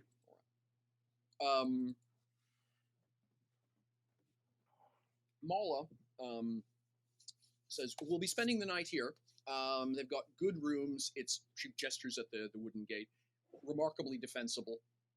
Oops, I've just been warned my internet connection is unstable, so for anyone watching that, the stream just might have gone to heck. Please hold. Yeah, it did a little bit. Do you have the map on high again?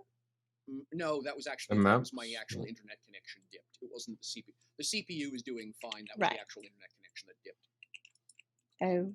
My upload rate went from 3,500 down to 7 for about a half a second. Oh, you got to experience 7. Australian. You got I was about to say 7's pretty high. Welcome to. No, I get 15. 15. That's more than 3 times what I used to get. 15. I don't think I've ever got 15 ever. So yeah, So after a few, so Renamala will say, they've got good rooms here. Plenty. The food is fantastic. It's usually all kinds of interesting travelers to chat with.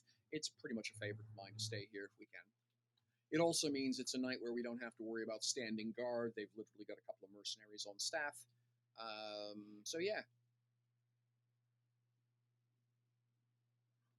All right, I'm going to put that up on the map, on the map table, so folks can see what it is I'm talking about. You folks are going to wind up going in the front door of this place. Just zoom in and reset the map. So move token to there. I'll just mark those 2 doors as open, just because the lighting effects are cool. Reset the map. There we go, and zoom in a smidge. We'll actually zoom in a lot. There we are. So, I think what is going to be almost jaw-droppingly cool is where everyone else would put a big barking fireplace, there isn't. What there is a set of steps that actually go down, and there is a pile of crystals, all of them aglow, very carefully arranged in almost a pine tree sort of that classic conical pine tree or fir tree, Christmas tree sort of shape. But it's all crystals, and they're all of different colors, they're all glittering in different intensities, and it creates this absolute radiance that spills out across most of the interior. Instead of candles, each of the tables has got a smaller little crystal sitting in a gem-cut vase, which glitters and reflects the light around the place. As you come in, I think there's going to be a couple of people which are going to immediately call out to she and call out to Mala. There's probably 15 other travelers here sitting at different tables around the place. They call out to Lucas. Oh. Yeah. Hey, you're looking great. You haven't aged a year. No, that's my grandfather. Sorry. Yeah.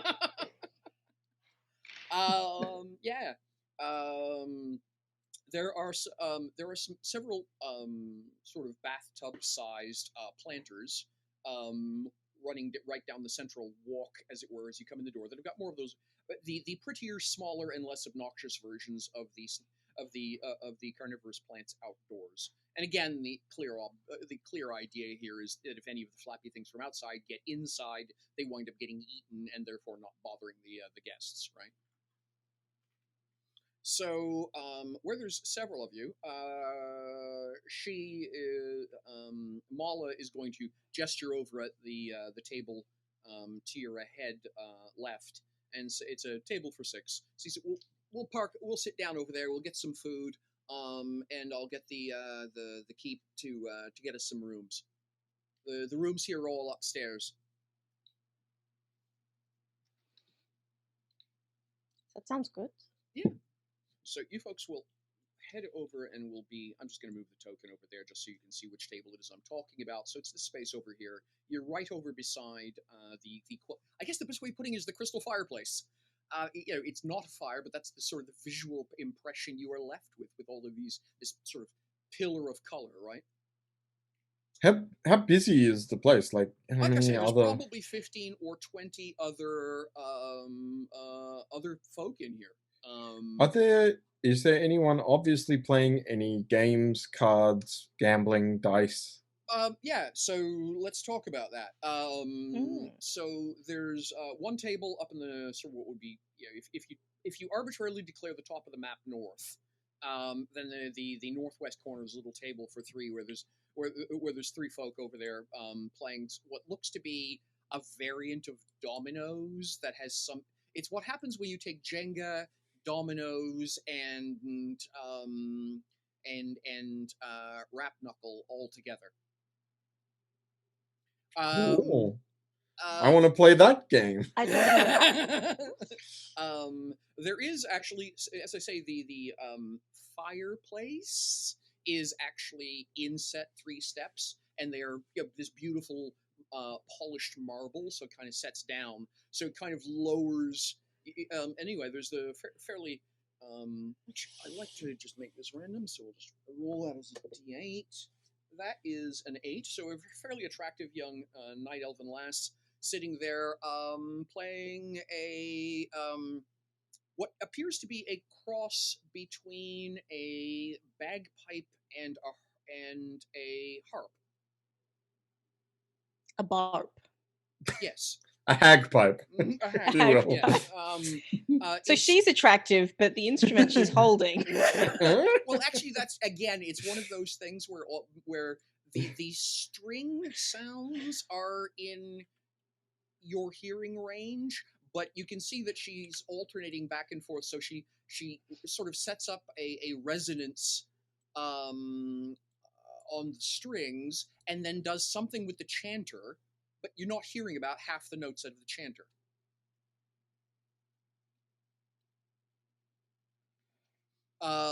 And again, for she and Mala, you're getting all of that audio. Again, Night Elf, because there's a lot of things here that again wander in the range of infrasound. There's a bunch of tones at the bottom end of the range that are off of human hearing that Ebon Elves hear. So she's playing actually. You're saying their ears have dark vision as well? Yes. Mm-hmm. Okay, but did Alexandre hear it? Because magical music song. You also have like half elven ears. Yeah. Quite the same. When a night elf says they're going to drop the bass, they mean something entirely different than the human does. The Ebon Elves that Hold your headbanging, bowels. humans just feel uncomfortable. Interestingly enough, by the way, this is infrasound is one of those things I found out elephants communicate over long distances using infrasound. Oh, Cool. that's so cute.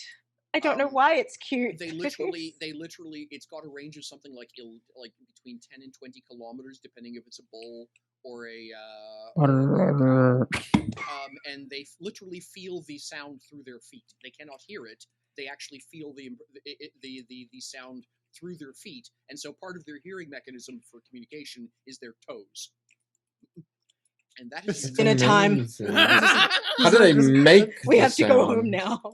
there's an elephant just being like, he just starts going, what is it? It's like, Charlie's trying to call me, and I just, I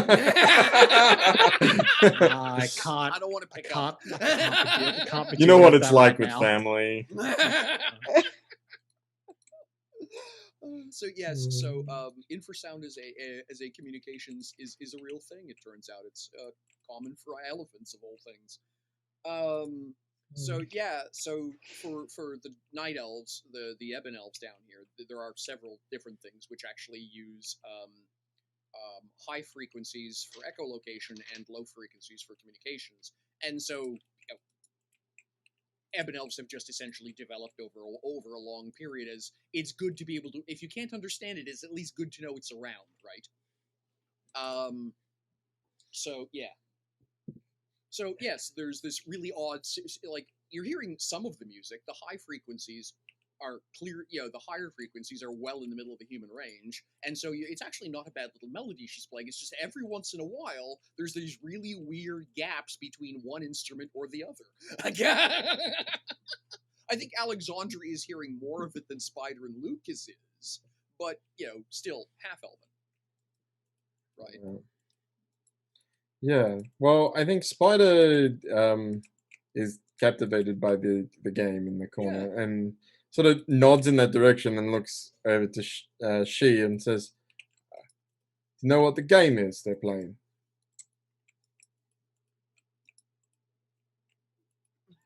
I do. Yeah. It's called. Make up a name. Go ahead. Raponymos. Raponimo. I see. Spell it and tell me where the apostrophes are. I will do that in just 1 second. Please hold. After the R, the A, the P, the I. That's a lot. The A, the The P. aphonomena. Can't do it. Yeah, and Spider will crack a grin and say, "Can you teach me?" I'm not very good. Well, I've never played at all. Okay. And I'm assuming this is one of those pubs where you can just go to. There's a little box in the corner where there's games. I was just going to say it's. You must have been to an Arabic cafe. If you're a fellow, if you walk into in Montreal, there's a few Arabic cafes. You walk into an Arabic cafe as a couple of fellows. There are two things which happen immediately: the backgammon board is delivered, and as is the shisha. And then about Nice. 45 seconds later, the coffee arrives. No questions asked. That's clearly what you're here for. What's really fancy is what happens if it's if a fella bring a pretty girl. Then you get a completely different thing delivered to the table right away. It's really funny. So yeah, I think for she at least. I think you're going to some different Arabic places. I want to ask the question, but I also don't know if terms of service allows it, so I'm not going to ask the question. I was just going to say, okay, so if in Montreal at least, because they have a very strong Arabic community there, a lot of the coffee houses, the type of shisha if you show up with a guy, you get one set of shishas. They're all much stronger. They're sharp flavored. They're bitters. They're really manly shisha, if you will. Whereas if you show up with a pretty girl, i.e., someone who clearly isn't your mother, then it tends to. Hey, my mother's a pretty girl. Yeah, but it's really funny if who you show up with is obviously older than you are, then you get the bitter one as well. Yeah. Yes, it's. I was just going to say you get a completely different. It's really weird. Allow me to rephrase. It's fascinating the automatic presumptions that get made culturally. But yeah, so you show up there with someone who's obviously your age. Misogyny. Yeah. Mm. As long as there's an apple, That's an that apple flavored one, I'm patriarchy. happy. Oh, yeah, Just no, give me the the apple stuff one. is Whatever sweeter. flavor you want, I was just gonna they'll say, have it. I'm oh, yeah, gosh, happy. yes. Yeah, a double apple is the bomb. And so yeah, it's all the sweet tasting shishas. Almost immediately baklava shows up whether you've asked for it or not. And then they will ask you if because you know you're clearly not Arabic, or at least I'm not anyway. If you would like a bottle of wine. Right. Both is good. Yeah. Okay. She's really, like I say, it's a very Montreal kind of thing, right? Nice. I like these options. Just I'll have the buffet. Well, then if the Raponimo's game doesn't appear along with some drinks, then she will go get some. Yeah, And no, so that was sort of I was just going to say, I mean, that was sort of going to be the thing.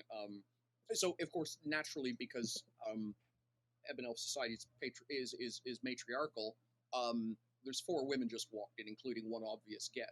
we did 3 bring women some just pretty walked in, boys as including well. one obvious guest. So yeah, automatically the Raponima is going to get delivered, and a bottle of wine. Yeah, for sure.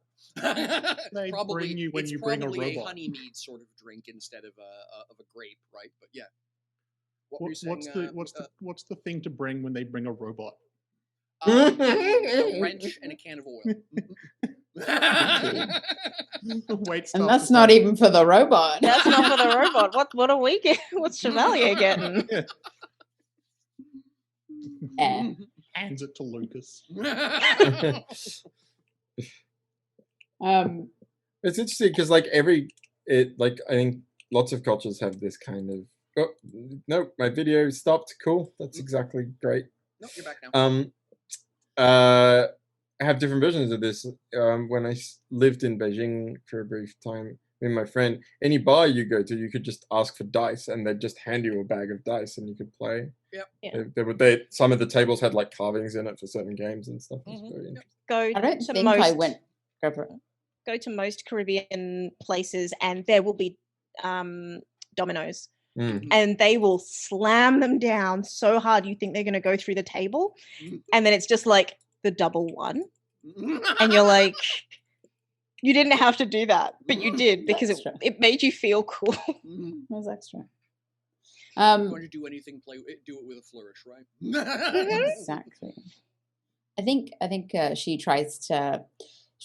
She explains this game to you like she's learning it for the first time.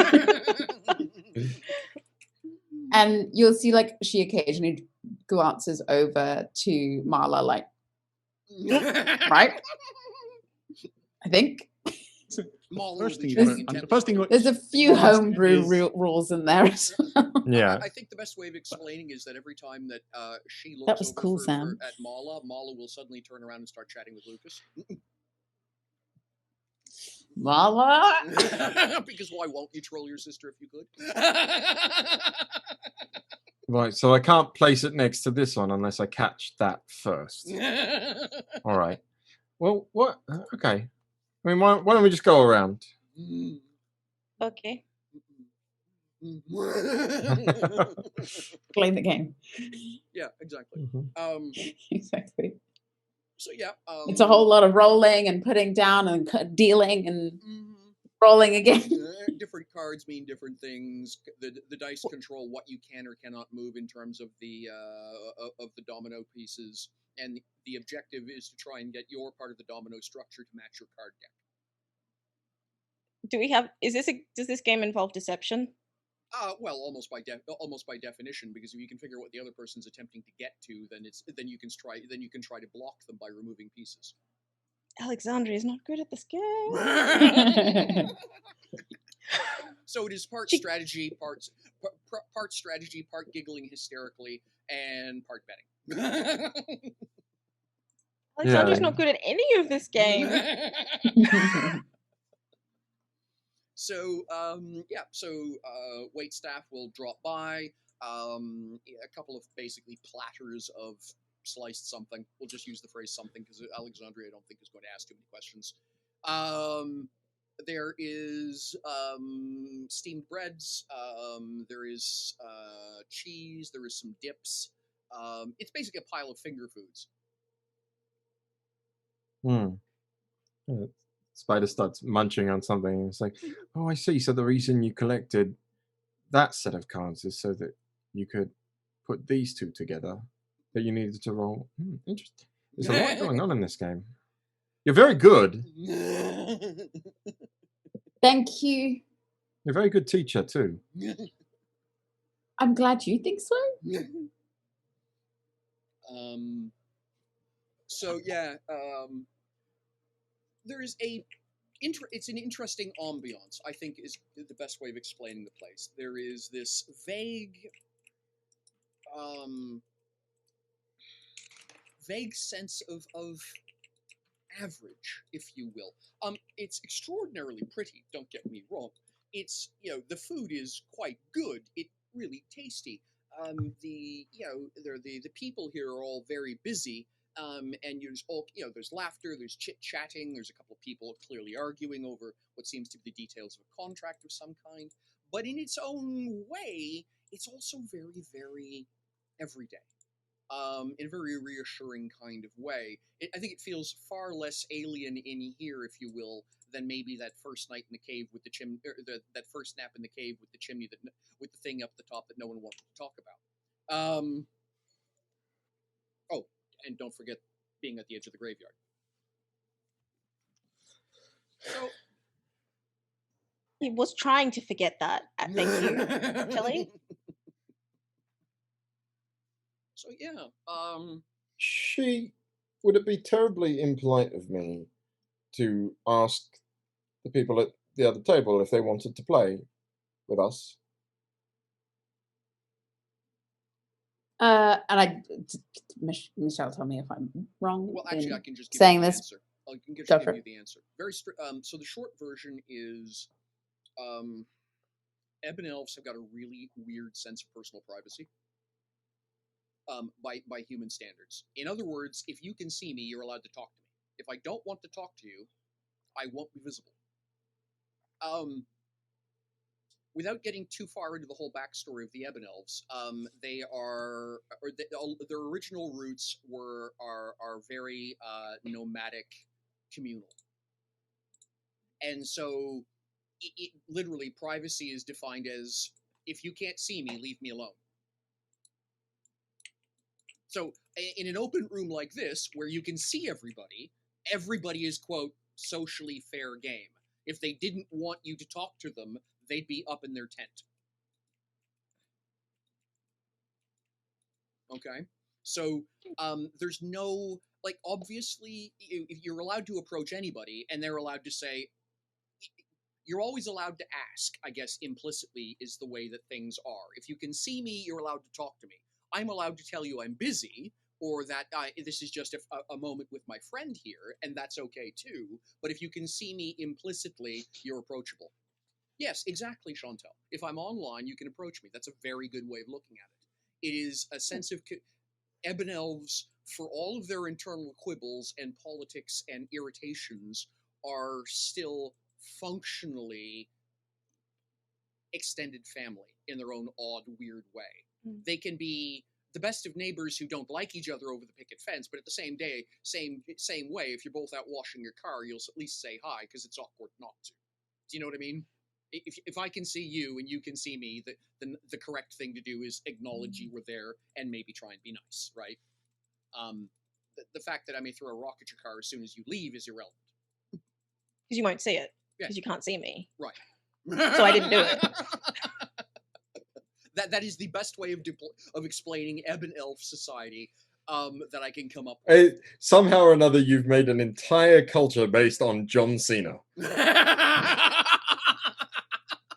You're welcome. Yeah. you go up to hit on someone at a bar, and they look you up and down, and then just cast invisibility. And you're just like, oh. Hey. Yeah. And I wish I could Normally, do that. normally when I hit on someone, I want to be able to cast invisibility on myself. Do you want to? Do you want to just like? use Do shape you want to? Earth so you can cover it over your top?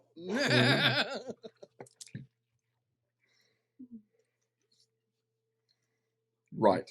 I use my shape Earth cantrip to make a 5-foot cube hole that I can go bury myself in. So Alexandria was doing the right thing when she just didn't look at things because they stopped existing. What you're saying? Ebon elves have this weird genetic trait where if you can't see them, they stop existing. Schrodinger's elf? I mean, this is a really interesting philosophical question. Do our roleplay game characters exist while we are not playing them? Yes. I believe they in fact live rent free. It's really Sorry, annoying. And why did you say that like you were haunted by one? don't leave me I do. alone. There's a couple of characters just like Every frozen in morning I space. wake up and she's staring at me. End of my bed, and no one believes she's there. She's like a song in my head. It's like that I'm was it? scared. Yeah, Terrified. that damn game. Raid Shadowlands Legends, not a sponsor yet. But it's like the ad where they're fighting and they suddenly just freeze, and like one's like, "What the hell's going on?" It's like, "Oh, they paused the game." There's all these characters who just physically can't move, but they can still talk. Being like, they'll come back and restart the campaign at some point, right? Right? And one of them's like, "Ah, first level." Oh. No. No. All right, so we're now playing Jumanji. I'm very sorry, folks. That's the part you forgot about this Ebon Elf game. It's also Jumanji. It's also Right, it all just comes true. Something I'm forgetting. We'll work it out. So I yeah, built a so demon. So that is, I mean, she just knows all of that. It's sort of, that's just instinctive, the same way that, Nadine would rather hide under the bed most of the time. So yeah. Well then, let's ask them for a game, shall we? Maybe I'll ask. You are, I mean, that's what I mean. Of course. Yeah. I will. and so she goes up, chats to them in Ebon Elf. Yeah. So, Is surprisingly charming. It's all a facade. Is it all a facade, but in that way of like, I'm inviting you, but I want you to say no? 100%. Okay, cool. You don't have to at all. Don't think that you need to. So Her yeah, mouth is it's, saying, "Join us," but her obvious- eyes are screaming. I'm just going to say, yeah. It's a based on how one of them's dressed. It's a merchant and her probably bodyguard and probably sort of head teamster, if you will. And they're just basically they're hanging out. They're hanging out, playing a game, and having supper together before they call it a night. So yeah, I think she's just going to politely decline on the behalf of the other two. They've had a long day. They're and they want to get up early They want to get up early in the morning. They're hoping to get all the way to. Hang on, I've forgotten the bloody name. The place you guys just came from. Marshall. Yeah, Marshall. Yeah, they're heading to Marshall, and they want to be able to get there for before the end of the day tomorrow. So, but I'll wish them well travels. They do thank you for the kindness and generosity of your invitation. She is pleased. They're tired, and unfortunately, I'm sorry, Spider. I know you were looking forward to it. I believe Marla is quite the dab hand at this. So, if you ask she didn't seem quite interested when you were teaching me. She's just shy. Oh well, okay. Let's get her to play then. Come on. Let's do that. So yeah, so I think if you're going to try and get Mala involved, that means almost by definition you've got Lucas attempting to play as well, and that means Alexandria has to play too. What? Why? How did this happen? This actually happens in my life.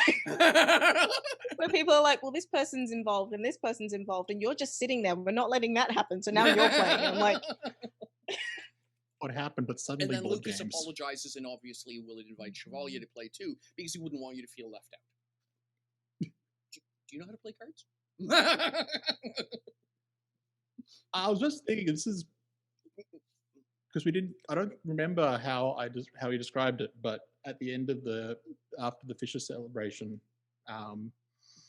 yes, you were playing. Dashamali sisters and I were playing a game of some description. Yeah. I can't remember how I described it at the time, but it could easily have been this one. Probably was, in fact. I think, in fact, it would be terribly funny if it was.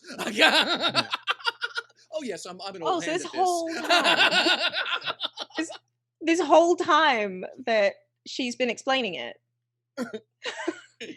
not necessarily correctly. Yeah, I think Chevalier's he's sort of like Chevalier's been sitting there. He's just sort of like, before we start, and just like lists a bunch of things. It's like, I thought these things were true about the game. And it's like clearly where bits where she's like, oh no. And then I think Mala, because it's really, really funny and will absolutely pigeonhole her sister, says, oh no, you're absolutely right, Chevalier. Yeah, that's the way I tend to do it too.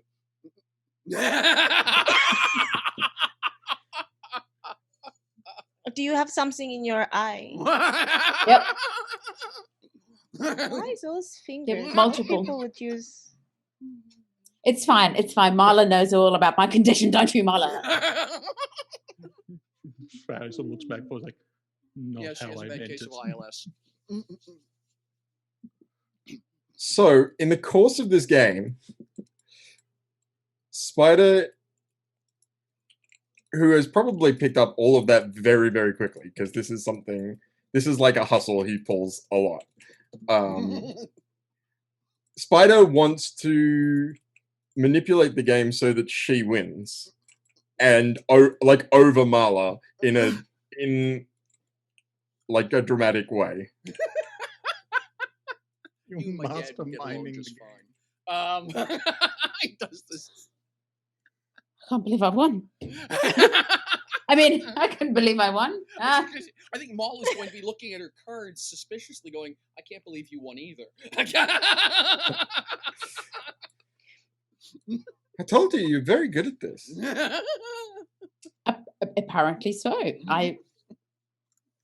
Yes, I am, actually. See? Suck it, Marla. Not enough for him to have his own sibling rivalry. He needs to like. Man, I'm And glad. well, the other thing is that Spider like also plays in a way that he finishes like second last or something. Yeah. So like he makes himself look real bad in this game, and then this is where the hustle comes in, and he's like, "Oh, Marla, that's all right. You know, we can't win them all. I'll play a one-on-one game with you while everyone goes up to bed if you like." I'm actually going to ask Alexandri. I'm going to ask two different roles to happen simultaneously here. Alexandri, I would like you to roll. Roll win. Roll win. My aid memoir here. I will give you the option of perception with now, by the way, because this place is relatively well lit, the previous commentary about disadvantages and things like that does not exist in here. There is that big bonfire. Here's the funny thing. Ebon elves have a bald spot in the yellow-white part of the spectrum, because there's nothing down here that generates yellow-white light normally. So if they want a night light, they put on what looks like a flashlight to everybody else, because it's a dim part of the spectrum from them. So a lot of the light from the bonfire is actually in the yellow-white spectrum. There's all kinds of purples and blues and reds and greens that are just lighting the place up from the Ebon elf perspective. But there's actually an awful lot of yellow-white in this mixture. So you actually got a decent amount of light in here. It's, it's about the equivalent of having a really big fireplace on the go. So there was a bit of a shock when you walked in fact. But what that means is, in this room, at least, you guys are able to take your glasses off, and you're not going to suffer disadvantages from visual rolls. So you can however, that said, you can either roll perception with a disadvantage 1, or you can roll prescience. You pick. I'll go prescient. Okay. Spider, this is going, I'm going to ask you to, you can decide if you would like to roll either perception or learning. You pick. Learning. Okay. Best roll in the world. So,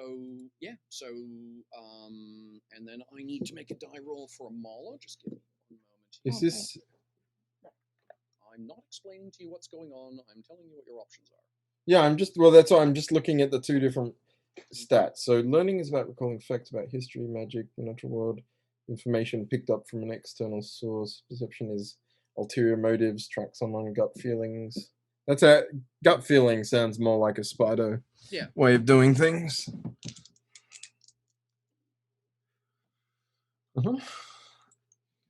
17. 17. That's actually pretty solid. So just give me 1 moment. I got a 14. 14. That's still a good roll.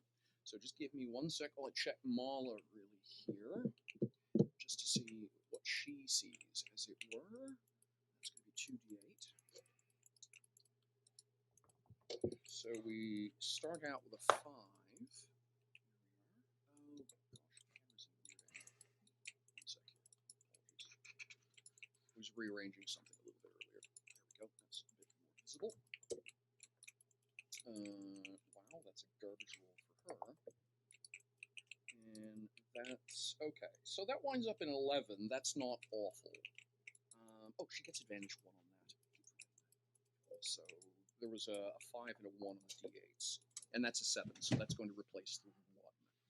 So 5. So she rolls a 17. Okay, that makes more sense. So I gotta remember she gets advantage on that roll. Okay. So we'll turn that off. Go back to what we're doing. Boop, boop, boop, boop. There we go. So I think, and you rolled a 14, Alexandria? And which one? And that was prescience? Yes. Okay. I think you are going to be sort of just glancing around the room, just chit-chatting, playing the game, whatever. And they're up in the northeast corner of the room. There's a little table for 3. It's got a purplish kind of light in it, which makes it a little bit hard for you to look through. And there is going to be this kind of awkwardly... It's the equivalent... Somebody who's basically doing the equivalent of wearing a hoodie, baggy pants, just looking very generic and nondescript. And I think you're going to, when you glance over at them, you're going to have this really odd sensation of suddenly being mentally somewhere else. And you're going to see that person, and it looks like they're walking around a group of tents, only they're kind of doing the Disney Igor drag, where they're shoulder dragged over, dragging 1 foot behind them, kind of reaching as though they're approaching one of the tents. And you just get this flash image of that. And you have no context for it, but you don't really like what you saw for some reason. There's something incredibly unnatural or contrived about the body mechanics. It's like the kinetics, the body kinetics are just all wrong to how the person is moving. I think what Spider's going to notice is that Mala is going to look at Alexandri, look in the same direction Alexandri's looking, because Alexandri's face is a mask of oh fuck for a moment, And then Spider's very clearly going to see Mala do this. So, Lucas, you said you wanted to learn. You wanted to hunt Valberdrin, right? Oh yeah, for sure. Yeah, for sure. Great. Your lesson starts tonight. Oh no. And I think, ladies and gentlemen, that is where we're going to leave it for today. Oh no. Ending a little bit early today, but it's a good spot to wrap up on. So yeah. Oh no. Oh yes. I'm scared. The call is coming from inside the house. Yes, it is. Oh no. This can only end well. Oh no.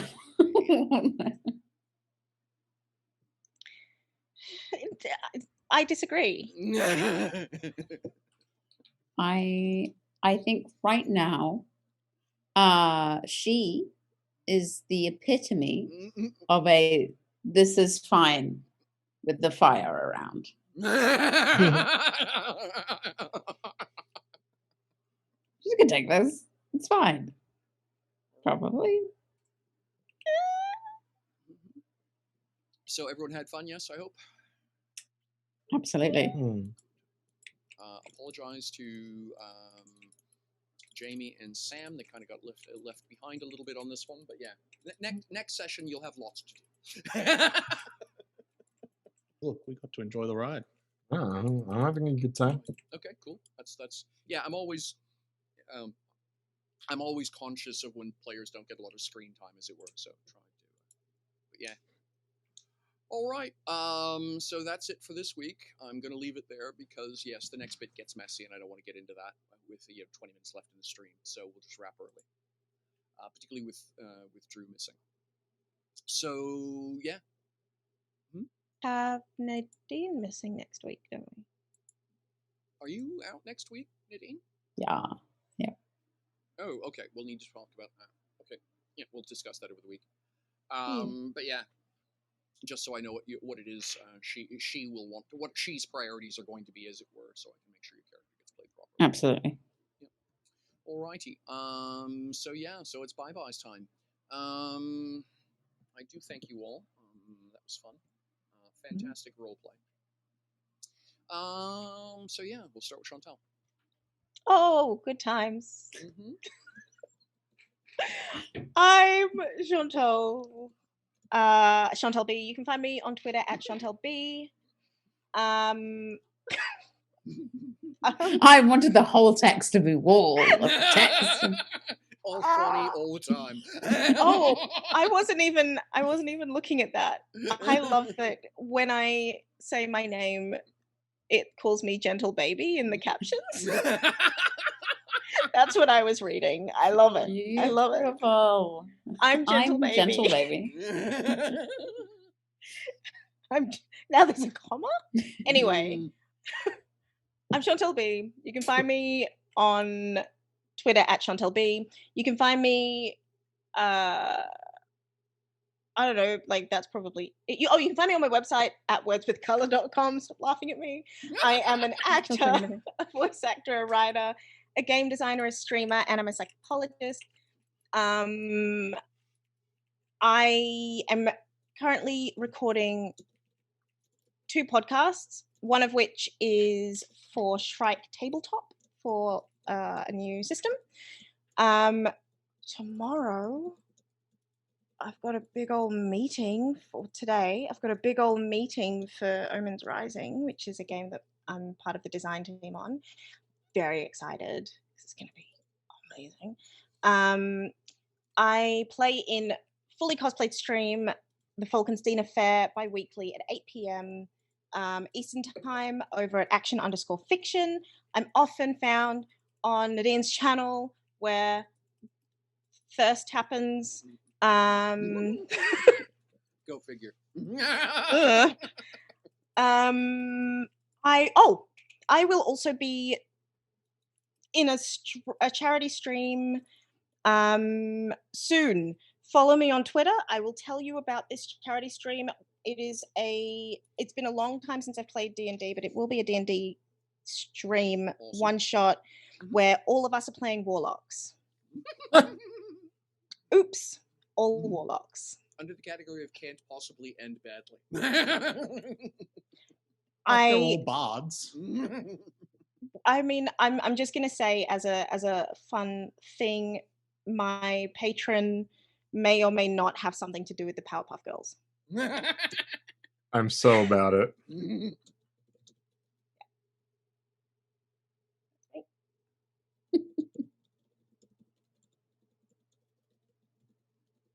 All right, Nadine, please. Me? Yeah. Hi, I'm Nadine. You can find me on Twitter and Twitch at NE_actor. I'm a voice actor, a Twitch streamer sometimes, and an all-round shit poster. I was expecting good guy. No, definitely not that. And I play here. I also play on my stream where we do thirsty things. I'm going to be in an episode of something called Primordial Deep. You can find on all of your good audio listening things. And that's going to be, I'm going to be introducing my character in the next episode, which is going to be released sometime at the beginning of February, which is very exciting. I'm also in Tides podcast that's slowly coming out as well. And I had a wonderful time. Oh yeah, I also write stuff. Yeah. I'm writing some D&D 5e expansion stuff as well. I'm also designing some overlays for some cool upcoming TTRPG streams. So I will post all of that good stuff on Twitter when I am not legally obligated not to talk about it. Ah, yes. Non-disclosure armaments. Yeah. Right then, Jamie. Oh yeah, that's me. In fact, it is. I am Jamie Collette. I am a professional slashy like the rest of these people. Mostly voice acting. You can find me on my website, jamie-collette.com, or on Twitter at MuffinManifesto. Or you can find me on twitch.tv/Ractus, which is the Know Your Role channel, on 2 p.m. My Thursday. Your Wednesday, unless you live in Australia, then it's Thursday. Our Thursday. My Thursday, 2 p.m. EST, Wednesday. Also, check out streamedshakespeare.com, where I most recently directed Richard III, including the illustrious Drew Wilson, who is not here. And I am currently rehearsing for the sci-fi space opera-inspired Henry IV, Part 1 and 2. It's going to be a fun one. Yeah, that's cool stuff. That's the you. Awesome, mate. You got a ton on your plate too. Mm. And Sam. Hello, I'm Sam. Also voice actor and performer from Australia. Find me on Twitter at @the_realsammyp. I actually thought it was this weekend, but it's actually next weekend when we're going to start recording the Era of Silence podcast, playtesting Shrike Tabletop's game. But I am also now going to be on a stream on this Monday. Wow. Streams all the time, all of us. Yay. I was suddenly looking up the conversion. So it's 8 p.m. Australian Eastern Standard Time, which I believe is roughly 5 a.m. Eastern Standard Time. So check out the VOD. Switching it around. They get that's nice, And we're playing Pulp Cthulhu on the RPG at Home channel. Fantastic. So I think I played Call of Cthulhu once at a convention a couple of years ago. So they're like, play this game. I was like, no. I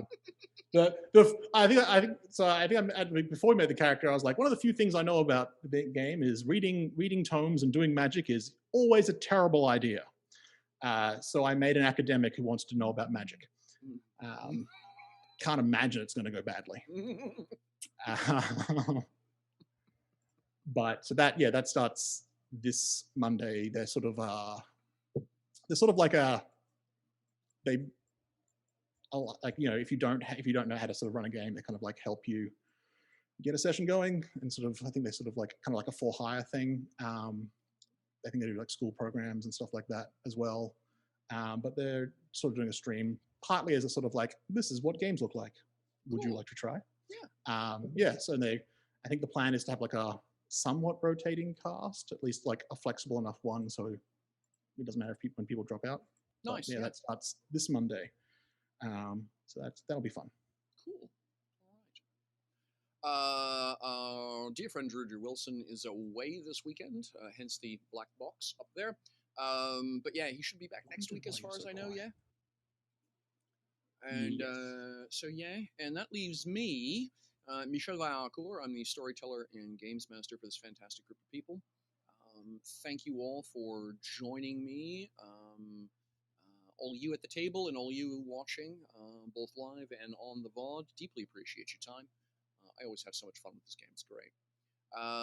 So yeah, you can catch up with me, Michelle V69, on Twitter. You can also catch up with me in 902PE Gaming, which is my own channel where I talk about map making, GM advice, all the other good stuff, including setting up for this game right here. I'm also an author, have a couple of books published, Dieselpunk and Steampunk.